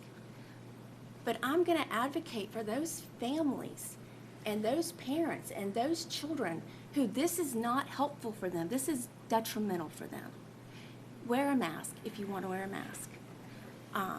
Please let the parent make this decision. And so I am fully in favor of supporting this new emergency rule. And I'll ask the same question I asked Board Member Hershey. Is there any interest in challenging the authority of the rule? Absolutely not. Thank you. I saw a couple fingers come up for some follow-ups on round 2. Board Member Coker, Vice Chairman Willie. Yep. Yes. She said no. I think as we're getting, I didn't talk about the legal piece of it. I'm open to that as well. So let's say that for the record. Also, I mean, from a personal standpoint myself, I have 2 kids that are in our elementary schools, have had to be quarantined. I know that my kids come home, they're fine wearing a mask. I know there's other people who aren't. We do have a medical opt-out for folks who do have issues. Like, that is why we have a medical opt-out for folks who have issues. I heard parents come up saying, well, my student is this or that. That's why we have a medical opt-out. If we need to look at the medical opt-out to figure out how to make that a better process, that's what we do. But at the end of the day, we also, when you have a student who now, if you don't wear a mask and now that it could cause exposure to other people, that does infringe on someone else. So yeah, your freedoms and you have freedom of choice, but when you're in a public environment where your freedoms infringe on someone else's freedoms, well, how do you balance that? That's the question. How do you balance those 2 pieces? And we cannot compare ourselves to the Department of Health. We know the Department of Health sits under the governor, so they have to do what the governor says they have to do. We also can't necessarily look at counties around us. We're the largest county here. Our kids alone make up the size of St. Johns County, essentially. So we have to look at, it's a little miniature city that we have to care for. And my whole thing has been the whole time, let's go to the abundance of caution and safety. You can debate back and forth and send articles. I get tons of articles on both sides. Someone said it best. I can get an article, I can Google right now and figure out whatever I want to hear, it'll give it back to me. But at the end of the day, if we have all this information, we need to err on the side of caution. And the side of caution is let's protect as many people as possible. And we haven't even talked about the teachers who sit in those classrooms and have to be there every single day and potentially get exposed to kids who have it and can carry it. We are not even talking about that. Yes, your kid can have that freedom, but once they go into a school and interact with a teacher or a resource teacher, our teacher, a janitor, those are our vulnerable populations. Those are the ones that we're seeing not be able to actually get over this disease and fall sick, ill, and die. And we can talk all about kids not getting sick, but they get other people sick. They take it home. I hear stories all the time. And I know cases of people who have actually died because of it. So I'm going to err on the side of caution. I think we could keep it as long as we can. I honestly think we're not doing enough. If you look at our cases, looking across the state and across the country, we're still in the high level, even when we go to moderate. So we need to do even more. So I'm surprised we're even having the conversation, because I really believe we should be protecting our kids and our staff. And the only way we do that is err on the side of caution. That's what I believe we should be doing. Thank you, Vice Chairman, and I'll come back to you since you were the first one to go, and now we're getting kind of a sense of where everyone is. How do you feel about the authority of the rule or your interest level in challenging the rule? I think we should challenge it. Okay. Anybody else for a second time? Board Member Jones and then Board Member Joyce. Board Member Willie, Vice Chair Willie, I think, showed a real concern for our students. And when we talk about the Department of Health, we all know that they have no choice but to follow the executive order of the governor. There's no question about that. We also know that, to Mrs. Hershey's point, yes, these numbers reflect the entire county. The 8% positivity rate that we are seeing in Duval County is the entire county. But 1/10 of that population are in our schools each and every day. That the mask mandate has had a positive impact on our positivity rate. It's going down.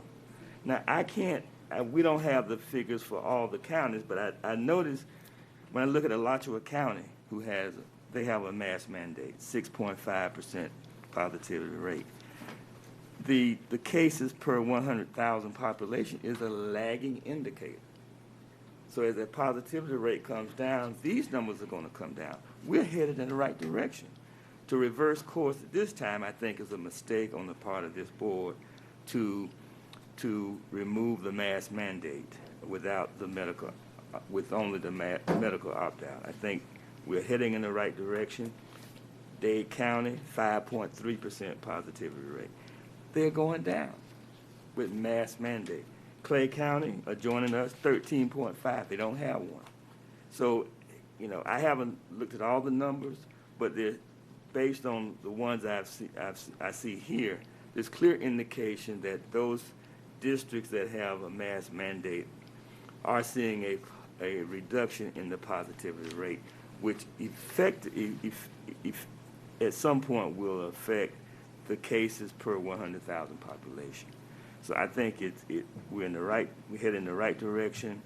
I think we need to stay the course, and I think we need to do whatever we need to do to stay the course. I don't think anybody wants to challenge the Surgeon General or anyone else, but if it requires that, if in order to stay the course, it may require us to challenge it. Thank you, Board Member Jones. Board Member Joyce. I want to just touch a little bit on what Vice Chair Willie said. I appreciate the compassion and the advocacy for all students. But again, I'm going to go back to seeing an individual student as an individual student, and it has individual needs. And, what we understand as board members in Duval County public school system is that there's a lot of disadvantaged children in our county. And a lot of those children don't have access to medical doctors. And so you have allowed maybe some of the more wealthy parents opt out their children because they can afford or they have a doctor that they can send their child to. But some of the parents in this, in some of our least, the most poverty-stricken communities, they don't have that option. And again, I don't want to sit here and say, I'm going to look at every student in the same light of health concerns. They are different. And so I can appreciate that, but at the same time, we want all children to be able to have the opportunity to have a medical opt-out. And I think by putting, parental opt-out, I think by putting a medical opt-out, when we voted on that, you disenfranchise a lot of parents and students. Thank you, Board Member Joyce. Anyone else recognized for a second time? Board Member Pearson. I appreciate the comments. I'm just not sure that we can't protect students with a mask mandate and a parent opt-out. I'm just not convinced that we can't have both. And that's really what I wanted. I had drawn up when we had our first emergency meeting, and I drew up my ideal. My ideal was a mask mandate with a parent opt-out. So maybe I'm just prejudiced towards that idea. But I just don't see that we have, I don't think it's impossible, or maybe even improbable. I think we can do mask mandatory, parent opt-out, and we can still protect students, because I really don't think that the numbers opting out are going to be as high maybe as some people fear that they're going to be. We had some schools the first round that didn't have any opt-outs in them, and so we were averaging 10% for the whole county. Now this may be me just being a little, but I would say I would be okay with going back to the original opt-out list, and if you filled out your opt-out form the first time around, that's your parent opt-out, but we probably can't do that. But that's kind of how I feel about it right now, because I'm really irritated with people who didn't do it the first time. But I think that we can do mask mandatory, parent opt-out, and not really jeopardize the integrity and health of our school system. And in the vein of also maybe seeming like I'm talking out of both sides of my mouth, I think we ought to challenge the rule also, because I don't think there ever should have been a rule to start with. So if by challenging the rule means we're challenging the governor's authority to do what he did, yes, I agree with that. But also I can live with this particular version of it. Thank you, Board Member Pearson, and for answering that additional question as well. Board Member Coker for a second time. Through the chair, a couple of items. One, I want to make sure that, as I always do, and Board Member Willie said it incredibly eloquently, I walked halls of schools for nearly 3 decades of my life. Some of the staff we lost are people that I knew personally. I know teachers, principals, and students out there that are immunocompromised, that are fighting cancer, that are cancer survivors. And I think we have to keep everyone as safe as possible. And while I appreciate, and Board Member Joyce, you make a great point of our children from poverty don't have access to health care, and as a result, they can't get the opt-out. What I would also caution is they don't have access to health care, and if they get sick, they're normally they get to the medical provider too late. And so it takes a course that we don't want it to take, and so do we have a responsibility to protect them.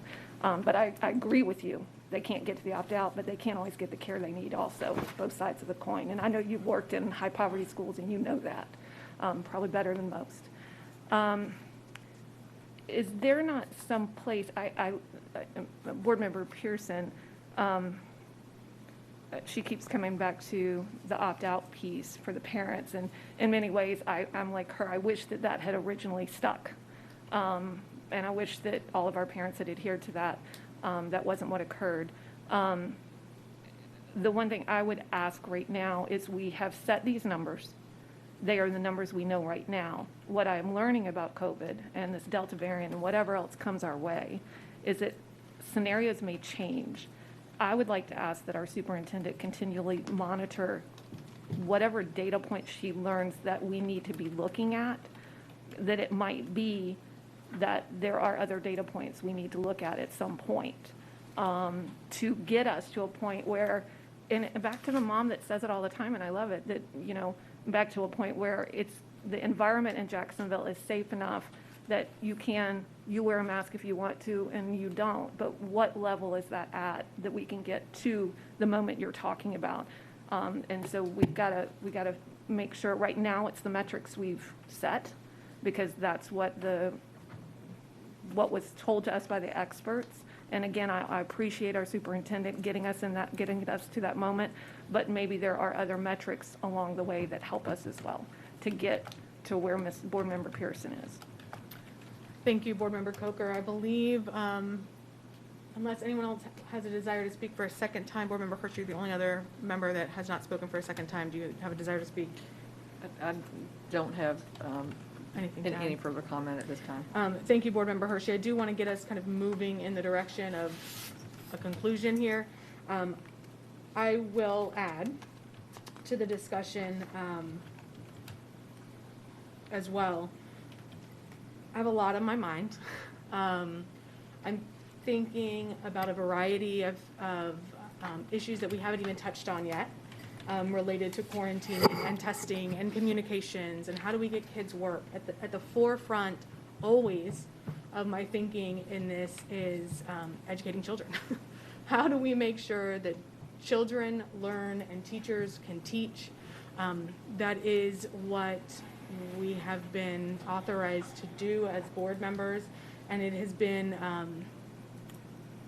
frustrating is the word I'll use at times, to get tied into so many things that are just not my intention to be tied into. And so I think as we continue to move forward, it is of our utmost responsibility that we look at how to continue to provide safe, high-quality learning environment for children and staff, where they feel comfortable coming to work, where they feel safe and able to educate children, because that's what we're charged to do. And politics aside, what we're faced with is not a personal, individual healthcare issue. It is a public healthcare issue. And I think we've heard over and over again that when it comes to public health, much different than our personal health choices, that there is a place where my health ends and another person's health begins. And when we impact other people's health in a way that takes away from their opportunity to receive a high-quality, free public education, then that's my business. And so I do feel it is important for us to weigh in here. With that being said, I also am concerned about the executive overreach and the authority of this rulemaking. There are branches of government for a reason. As a school board, we are considered a legislative body. We have the state legislature that is also a legislative body. We have the executive offices. We have the judicial offices. And short of giving a civics lesson here, those are set in place for a reason, because should we find ourselves in another day and time with another issue, would we be comfortable with this amount of overreach into our local community's operation, into the authority of your constitutionally elected local officers? And that's concerning to me. So it is beside this particular issue, it is about maintaining the integrity of the democratic system that we have set up. And so for that reason, I would be interested in challenging the rules. So I'll get that off the table. Related to masking, I think that we put a lot of due diligence and thought into the emergency rule that we established. I think it was very clear that it was all of our preferences. I don't want to say maybe not all, but it was my preference. Similar to you, Board Member Pearson, I would love for parents to just be able to make that choice. We did not see that happening at first, and we were up to our eyeballs in COVID cases when we first opened our school system. As of yesterday, on September 27th, the district reported a total of 27 cases among all of our 130,000 staff and 12,000 plus students and teachers. We've been talking about St. Johns County, so we have thousands of teachers in St. Johns County, 45,000 students, and yet St. Johns County reported 192 cases yesterday. So I don't know what's correlative or causational. I mean, I understand those concepts, but I certainly don't want to make a bridge too far here in saying that one thing works over another. We haven't talked about vaccines. We know certain communities have really high rates of vaccination, which may or may not be impacting their COVID cases in addition.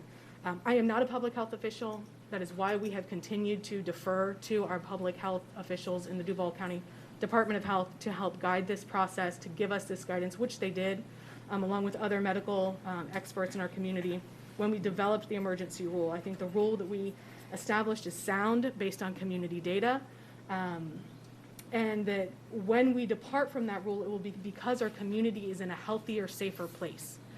Not because there is an edict from anyone or a mandate, but because we have taken the advice and the guidance of our health officials in creating a safe environment. And so for those reasons, I would like to continue with the emergency rule we established. It looks like we will be back to a fully optional place in the next couple of weeks, week or two. I am hopeful that those numbers continue to decline and that our children and staff members feel safer when they enter our buildings and that they are not at risk of a deadly communicable disease. Quarantine, it sounds like we've not addressed, but what has been going on so far is that the Department of Health oversees that process. I haven't heard any objection to the Department of Health continuing to oversee that process, given the guidance that they receive from their boss, which does follow this rule, in which case quarantining would be fully optional, or staying at home would be fully optional at the sole discretion of the parent. And we ask that the parents do not send their children to school if they are symptomatic. So my only questions related to this, and it may or may not be appropriate, Ms. Mares, but how do we communicate with families whether or not they are symptomatic and or what symptoms are so that they can make a decision about whether or not they are symptomatic? Because I do think it's critically important that as we continue to offer choices to our parents about whether to come or whether to mask, that they have informed choice. So I'm curious what our communication is from the Department of Health and what our communication is from the school district. Can you, Mr. Rubio, tell us, when you have these conversations with families, what is it that you are communicating with them about symptomology or how to proceed? So, to the board through the chair, my comment would be the first thing that I would say is the rule is very clear to parents that we're not talking about asymptomatic or symptomatic COVID-like symptoms, the best way to put it. We're talking about any child that is displaying any kind of illness needs to stay home, period. And that's the guidance you're giving families? That's the guidance we're giving families. Now,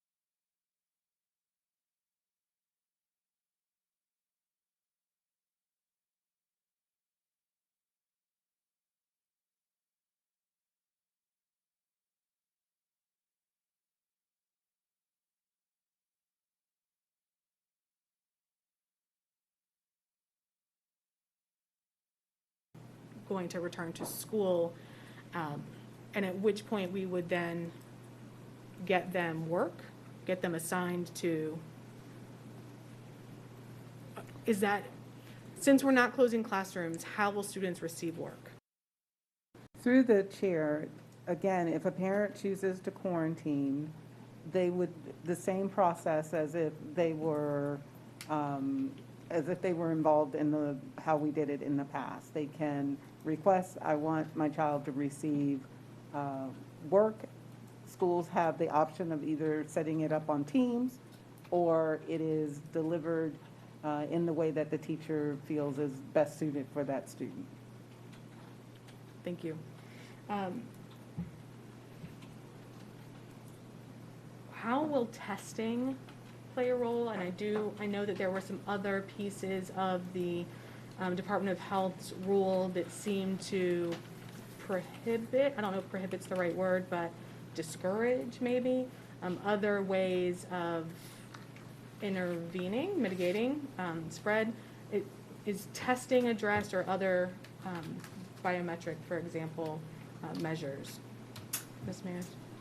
I'd like to just take a second and look back through that, because I just don't want to misspeak. Can you give me just one moment to do that, and then I'll answer absolutely. that? I do know that the district has received the tests that we anticipated receiving. How do you see, Dr. Green, testing being a part of this puzzle? Through the chair to the board, testing will be perceived in one or two ways. Even before this rule, students could come back if they were in close contact and they were quarantined on day 5. If they had a negative test, they could return back to school with the proof of that negative test. In this case, also, we wanted to do testing for, just like Mr. Rubio said, if your child's sick, they should stay home. So sometimes students are in school, they're showing symptoms. We would like to be able to call a parent instead of just come pick up your child and take them home. Come pick up your child. We are seeing COVID-like symptoms, and you may stop to any one of our testing sites and have your child tested. So I think that brings me to my next question, which was about the enforceability of symptomatic children in schools. What is the typical process if we see children in the school that are exhibiting these COVID symptoms? What happens? What do we do? Through the chair to the board, our process is if a child is exhibiting some COVID-like symptoms, every school is required to have an isolation room for students, and they don't have to be they could have strep throat for all. We're not there to diagnose what they have. We just know that they're experiencing COVID-like symptoms, which could represent other things. They go to the isolation room with the person who is responsible for manning that room, and then the parent is called. And we request the parent to come pick up the child. And at that time, they may be suggested, oh, you might want to, have your child tested because they're experiencing COVID-like symptoms. Does the parent have the option to return their child to school with symptoms? Through the chair, no. We would still tell them you need to keep your child home. That is different than being asymptomatic. These students are experiencing symptoms, that you need to bring something that indicates that your child, like I said, it could be something else, but you need to bring something that indicates what is that something else if it's not COVID.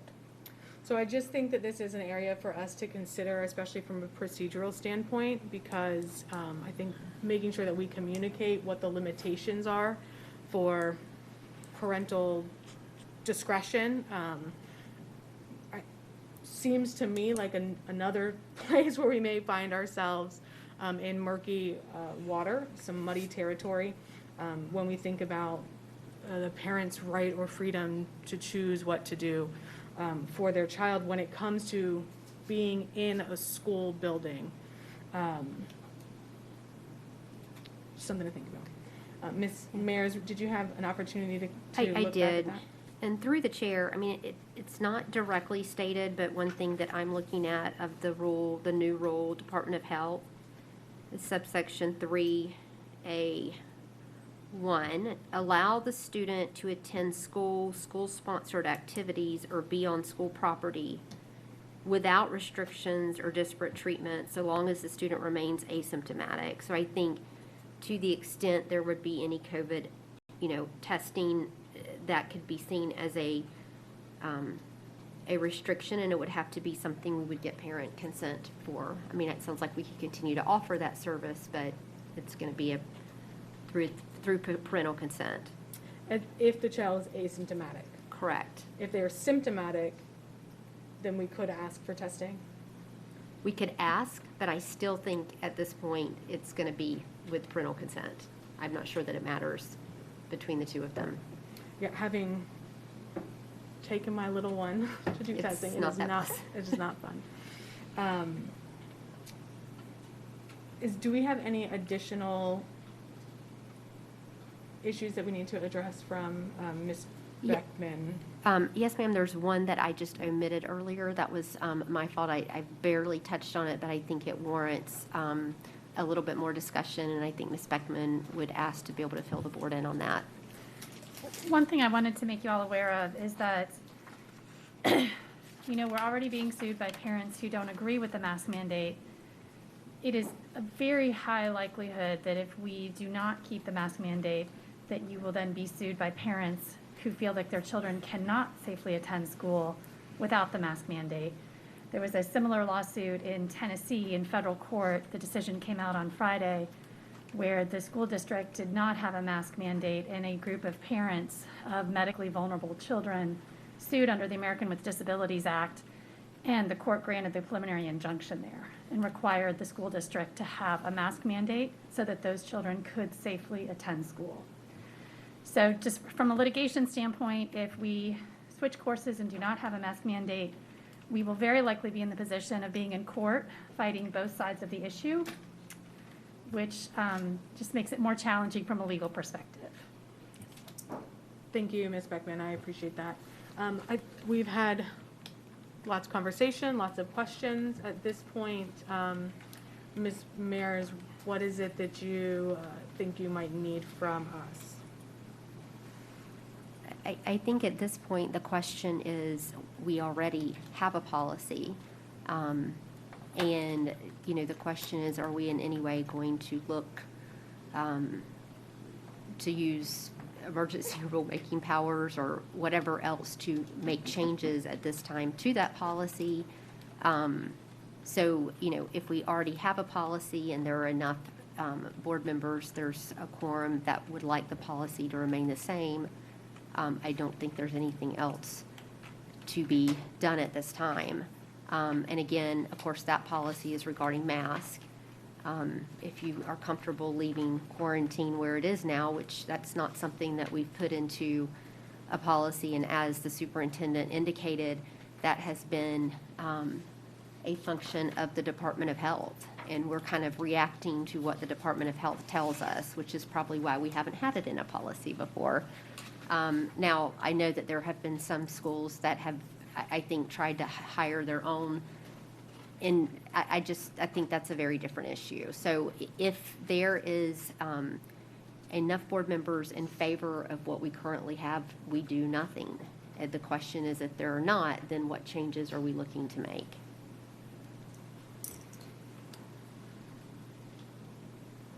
As I have listened, it seems to me that there is a majority of the board in favor of continuing or keeping the policy that we have in place, keeping those data points in place for our community when we are able to suspend the masking requirement and return to fully optional. Do you need additional confirmation from board members? Would you like to do a round the world? Because everyone is sitting here around you, I can tell you from listening to the same conversation you did, and so I would just say, please correct me if I'm wrong, that appears to be Board Member Jones, Board Member Willie, Board Chair Anderson, and I believe Board Member Coker.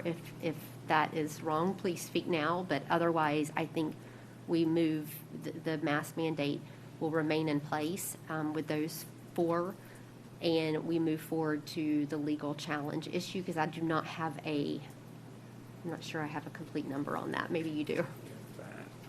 So as I've heard members, it does seem Peterson- like there is a majority of the board that is interested in moving forward with potentially a DOA petition. Again, we can kind of round robin on that if you'd like.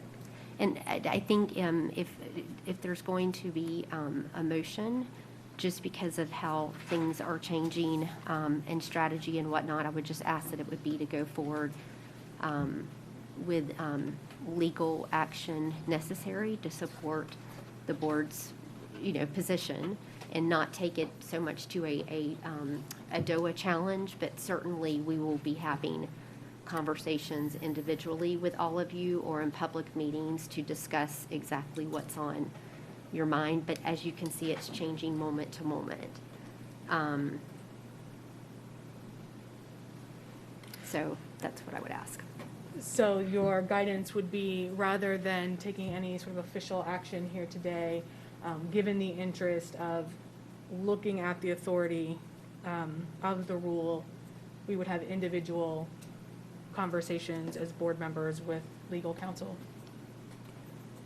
Yes, I mean, I think we can, I would ask that we go ahead and go forward with a vote on if there are enough members, if we have a quorum on wanting to file a challenge to the Department of Health rule, what forum that's in. I would ask that we leave that to further conversation, depending on any number of things that can happen between now and 2 weeks. Thank you for the clarification. That's exactly what I'm looking for. So it sounds like what we might need to do is just make sure that there is, that the team has the appropriate language, and we can take a vote of the board about, to officially decide whether or not to move forward with further legal action. I have a question. I thought, just point of order, that one of the purposes of this meeting was to determine a response to Commissioner Corcoran's letter. And since we did call a meeting, I think a vote is appropriate to take for the record of our response to Commissioner Corcoran. And if, I mean, I'm just, we did call a workshop to have a consensus. We called a meeting. Sure. Which requires a vote. The other thing is, I am very uncomfortable with individual board members having conversations with legal counsel to pursue litigation against the state, even though there's a majority, when we all bear the weight of that, whether we voted for it or supported it or not. So I think that that has to again be done, in the sunshine and through conversation, whether people voted for it or against it, but that conversation should be in a workshop or something, but not just solely through individual decisions. And again, I would just say, we called a meeting. I think a vote would be appropriate, even on, are we going to uphold the emergency rule, which just based upon conversation, deductive reasoning says yes, which then would mean we would need to direct legal counsel on how to direct that letter, and then that vote could be part of that record if the board wanted to stay with the order and not to comply with the commissioner and his request. It's the Surgeon General's rule, and the commissioner has written a letter asking us how we will comply. And I think that our conversation that we've had here today indicates that we are not interested in reversing course on the emergency rule that's in place. So unless legal counsel has a different desire, I don't know that there's a vote to be taken. We're not doing anything differently. So why do we have a meeting? So I can tell you why we had a meeting, because we weren't sure what would happen. In the event that this board decided they wanted to reverse course, then certainly we would need to take a vote, but we are not doing anything differently. And so in that case, the order, the rule that has already been passed by this board continues to stand. We're not amending it, we're not changing it, we're not reversing course. And so had that not been the case, then certainly we would need to take a vote, in which case a meeting was appropriate. We are also at a position where I think there is it sounds like my guidance from council is we should have a vote on whether to pursue additional legal action, and in which case the meeting provides for the opportunity to vote on that matter, which came out of this conversation here today. And through the chair to the board, normally when we're getting into litigation, whether we're defending it or filing it, that is not going to be strategy, a discussion that's had on the record. It is not a violation of sunshine for legal counsel to meet individually with board members. That's a separate way to do it. There's shade meetings, there's individual meetings, and then of course, if there's going to be two or more having the discussion, then we're in a public meeting. But I don't think it would to be wise to get into exactly what that challenge is going to look like at this juncture. Not to mention that we have one member of our litigation team here, but there are others that will do their best to react to this meeting as quickly as possible. At what point are we going? Board Member Jones. I guess the question I have to the legal, is it more prudent at this point to draft a letter to the Education Commissioner explaining to him that we will continue with our current policy, emergency order, until positivity rate is in the moderate range and our per daily, 100,000 is under 50 or below, and explain to him that it's had a reduction in all those indicators, and that we decided to continue with that current mask mandate. Would that be more appropriate than to say that we want to challenge the order? And through the chair to Board Member Jones, yes, sir, it would not be our intent to go, what we're doing is being given authority. Does that mean that we definitely will do that? Not definitely, but that it's time to explore it. And again, that's certainly the Office of General Counsel's point. At this juncture, if we have a rule that we believe to be invalid, it's time to challenge it. Is that something we need to put in the letter to Commissioner Corcoran? No, sir, it's just a separate process. I agree with you that, we always try to be incredibly respectful and make sure that we just explain to him what the status of where we are at this juncture, and then simultaneously there'll be separate conversations being had about the potential litigation. I have a question. At some point, the board's decision to pursue litigation does not come without cost, and so the board will have to identify funds for the pursuit of that litigation. And keep in mind that we have already taken dollars or committed dollars from the beverage fund to go for payment of renaming of schools. So I don't know how much money is there for that. But I would just, everybody's fiscally conservative at different times. Moving forward with litigation will come at a cost to taxpayers and to the budget, and we need to be well aware of monies that might be available through the beverage fund, because it might identify the board's ability to really commit to litigation. I appreciate that point, and at this moment, I do think it's fair to ask if we need to take a vote today on whether or not to move forward. Does that require a motion, and do we have the appropriate language? I am sorry, I have been talking and not writing Me that, but I too. can scribble that down if you can give me a moment.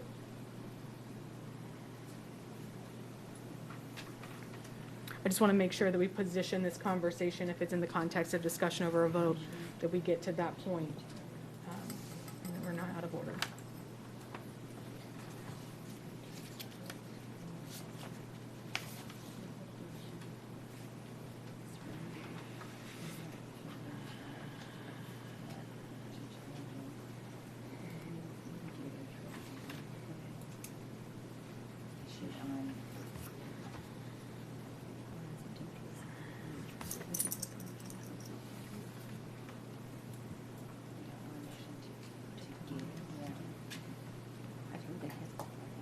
We don't don't have governance today.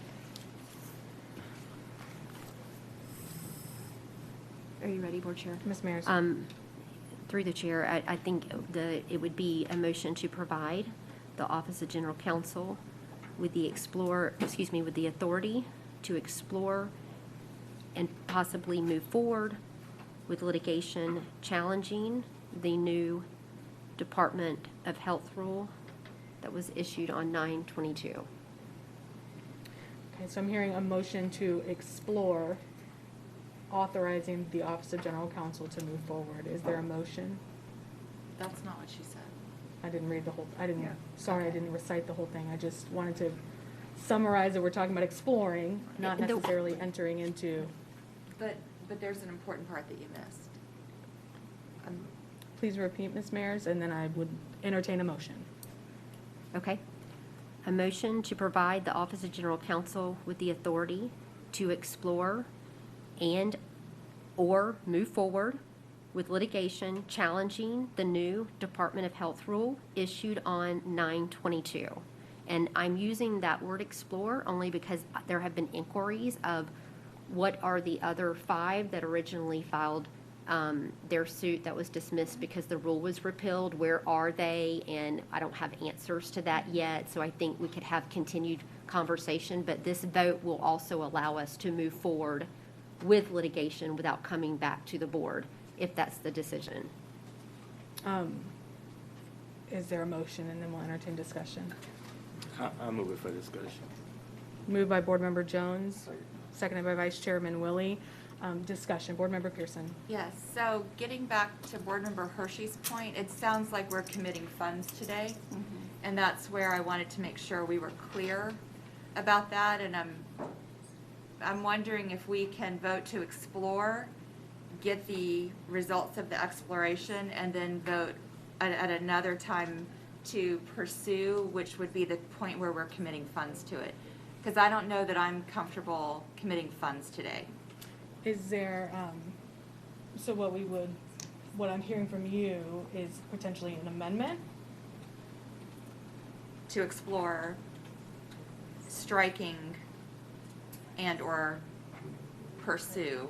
I don't remember the words, but. Before we get there, then we'll have discussion or motioning on amendments. Any discussion on the proposal as Ms. Mears has read it?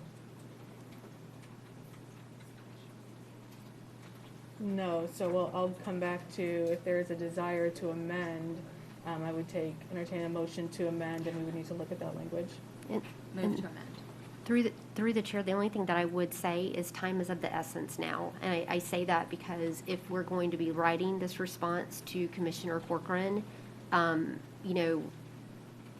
think we're kind of to the point that, again, if we're going to continue down this road, we need to get a challenge underway. So I would just, if we're going to delay that and keep exploring, we're losing some valuable time. I don't know anything about the funds. I don't claim to at this juncture, but I am concerned about the message that's sending. I appreciate your clarification, Ms. Mears. If we were going to amend so that the board was authorizing exploration rather than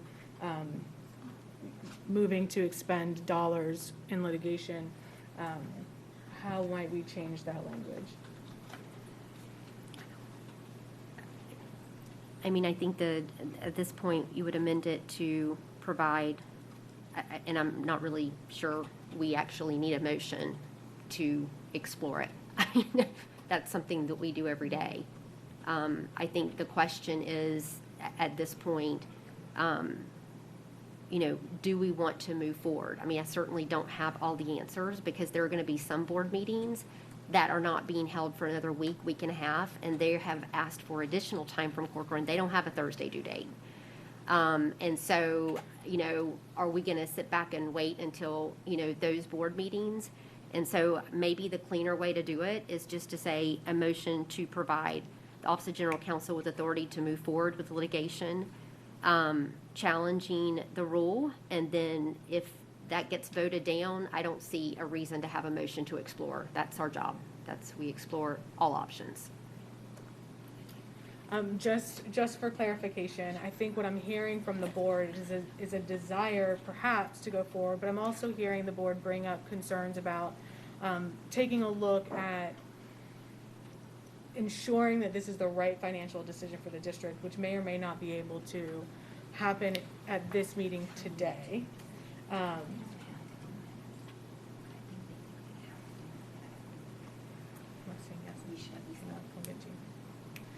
So I just want to, again, be sure that we are on the right motion, that we have the right expectations set. We had a motion, we moved and seconded the original motion. We are on discussion for the original motion. We can move forward with the original motion. Ms. Pearson is asking for an amendment. We haven't nailed down the language for a potential amendment, so I haven't heard a second. But I do think it's orderly to proceed with what we've got on the floor. I'll withdraw the amendment. It sounds like what I would propose is a moot point. Okay. So we are back on discussion for the original motion. Do you have that language? Would you read it again? Yes. Motion to provide the Office of General Counsel with authority to explore and/or move forward with litigation challenging the new Department of Health rule issued on 9/22. Thank you, Ms. Mayer. Discussion on the motion. Board Member Joyce. My concern is this is taxpayer dollars that we're using. And so the question that I would like answered is how much funding has already been dispersed to the General Counsel's office in all of the back and forth between the states. So I want to know at this point concerning mask mandates and our dispute with the state, how much taxpayer dollars have been spent on legal counsel to date, and then an estimate of how much will be spent if we challenge the rule. I would also like to point out that the rule was issued by a state surgeon general who has a doctorate degree from Harvard University. And so we are challenging a medical professional who has signed his name saying this is his recommendation, and he has a degree from Harvard. And we are going to spend taxpayer dollars to challenge this when none of us hold a degree in medicine up here.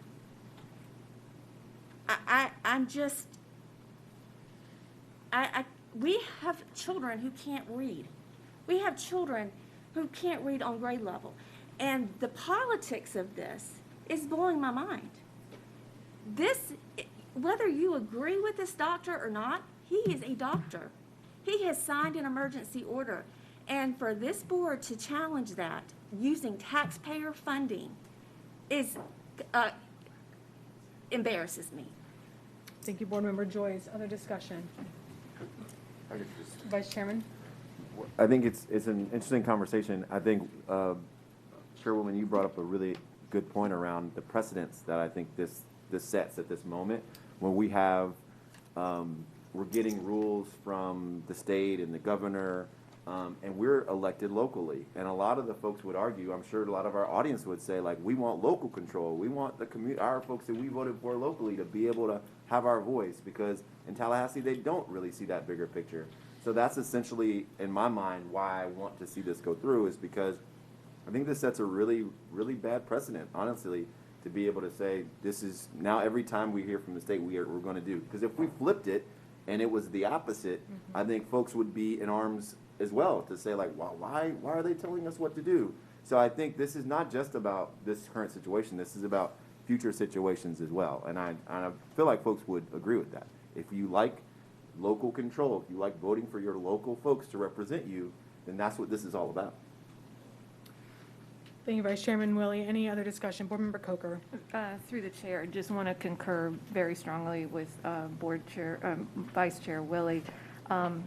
this is just one issue. I don't know what the issue will be 6 months from now, and I just firmly believe that I believe in local politicians. I believe local politicians, they talk to again, I was in a community meeting in Arlington last night. I've seen the numbers for my individual schools. I had schools with 0% opt-out. I just, and again, it's masks right now, but what could it be in a few months or in 10 months? And let me say this, with this particular governor, it's this, but if we had a governor on a flip side, it could be that you're going to tell me to have a mask mandate for 2 years. I don't want either. I want to respond to my constituency. I want to do what's right for the citizens of Jacksonville. I don't answer to Miami. I don't answer to Orlando. I answer to people in Arlington, and I caution us on not exploring this to make sure that we retain the ability to serve to the highest degree possible the constituents who went and took the time to vote for us. Thank you, Board Member Coker. Anybody else for the first time? Board Member Hershey. I'd like to say amen to what Board Member Joyce said. I know, I'm just guessing numbers, it looks like that this is something that has a strong possibility to pass. But I'd just like to caution this board, having been down a road similar before, not this exact thing, but where the board contemplated joining a lawsuit with some other school districts in the state to challenge the state. There are ramifications that come with that. And we haven't discussed yet our legislative platform, but everybody's going to want to run up and, talk to people and have impact. And I'm just telling you, if we want to further divide our city, further divide and put a bigger wedge between us and the state, then by all means, pass this desire to go into litigation.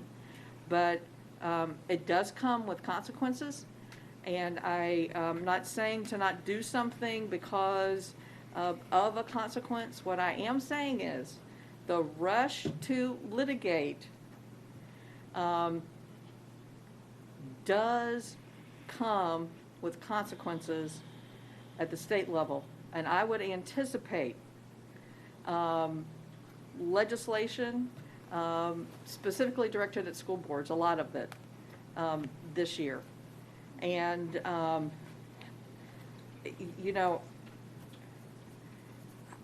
I think we have to be really careful about how we spend taxpayer dollars. I really do. At the end of the day, how are we spending these taxpayer dollars? Because we're accountable for that too. And people are going to hold us accountable for how we spend their taxpayer dollars. And that's a lot of money to put out to litigate just to make a point or take a stand. And I'm just throwing out some caution before rushing into this. Thank you, Board Member Hershey. Board Member Joyce for a second time. Yes, I just want to respond to Board Member Coker. I completely see the position that you're in with your constituency, but I guess I want to bring the point out that not everyone in your constituency agrees with you. And so to just say 100% blanket that this is my constituency believes this is not an accurate statement. And I want to just add that when we took oath to hold this office, the oath was to uphold the Constitution of the state of Florida and the laws of the state of Florida. And by taking this action, you're not doing that. You're not upholding the oath that you took. So I just wanted to put that on the record. Thank you, Board Member Joyce. Board Member Jones. Thank you, Madam Chair. It's regrettable that we find ourselves in this position. I don't think any of us ran for office thinking that we would be dealing with such a divisive issue. No,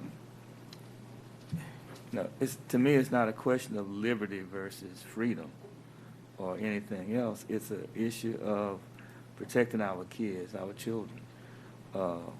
Whether we pay consequences for our action in Tallahassee, whether we removed from office, sued, as the attorney pointed out, we're going to be sued either way. We're going to be sued. No matter what you do, you're going to be sued. So you're going to pay those dollars, whether it's to protect the mask mandate or to pay it for the group who's saying that you're not protecting my children. So the question of what it's going to cost, I think, is not a valid issue, because you're going to pay that one way or the other. Whether we do nothing or whether we stay the same, we're going to pay legal fees. And we haven't determined whether those taxpayer dollars or not. It probably will be, but we haven't determined that. We know that we have to take action if we're going to protect our children, and I support that.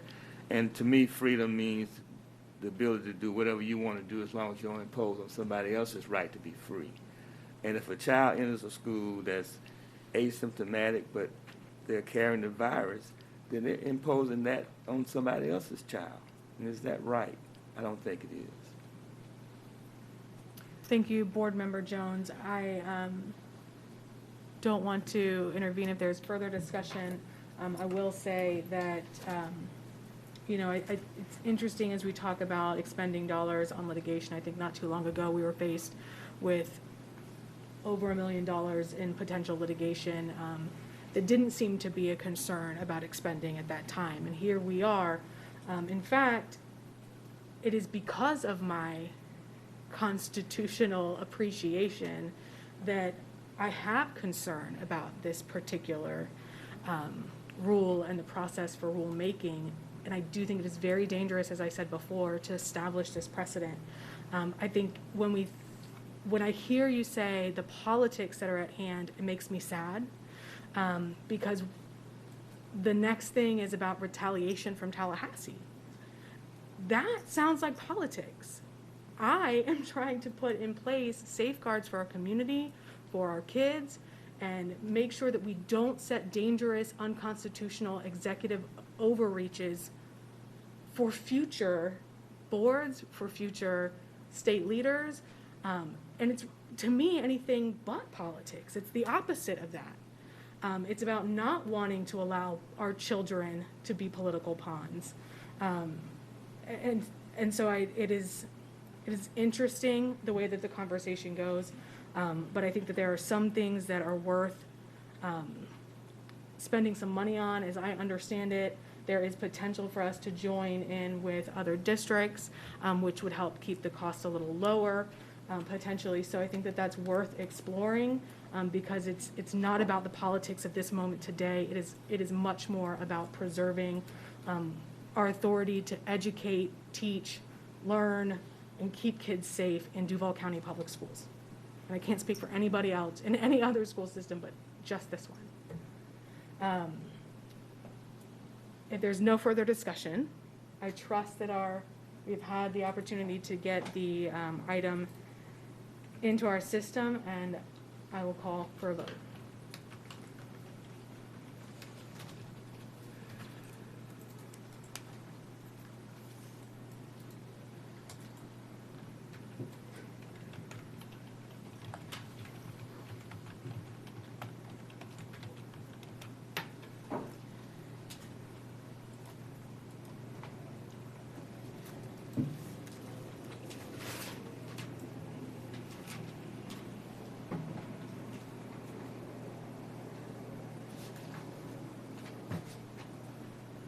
By your action, you have approved the item 4-3.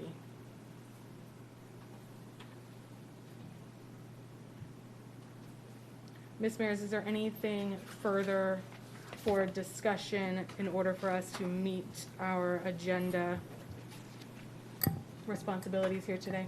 No, ma'am. If you need nothing further from us, and we have taken some action, then I will entertain a motion to adjourn. Moved by Vice Chairman Willie. Second. Seconded by Board Member Coker. All those in favor, say aye. Aye. Any opposed? We are adjourned.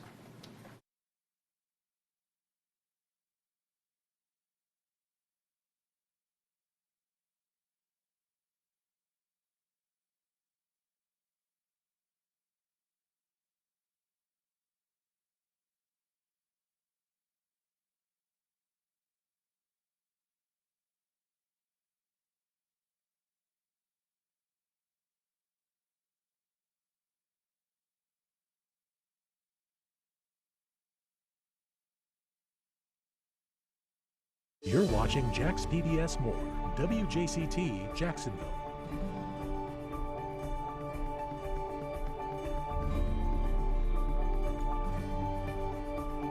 At PBS, we know that helping students learn is a teacher's top priority. That's why we offer our free, easy-to-use digital platform, PBS Learning Media.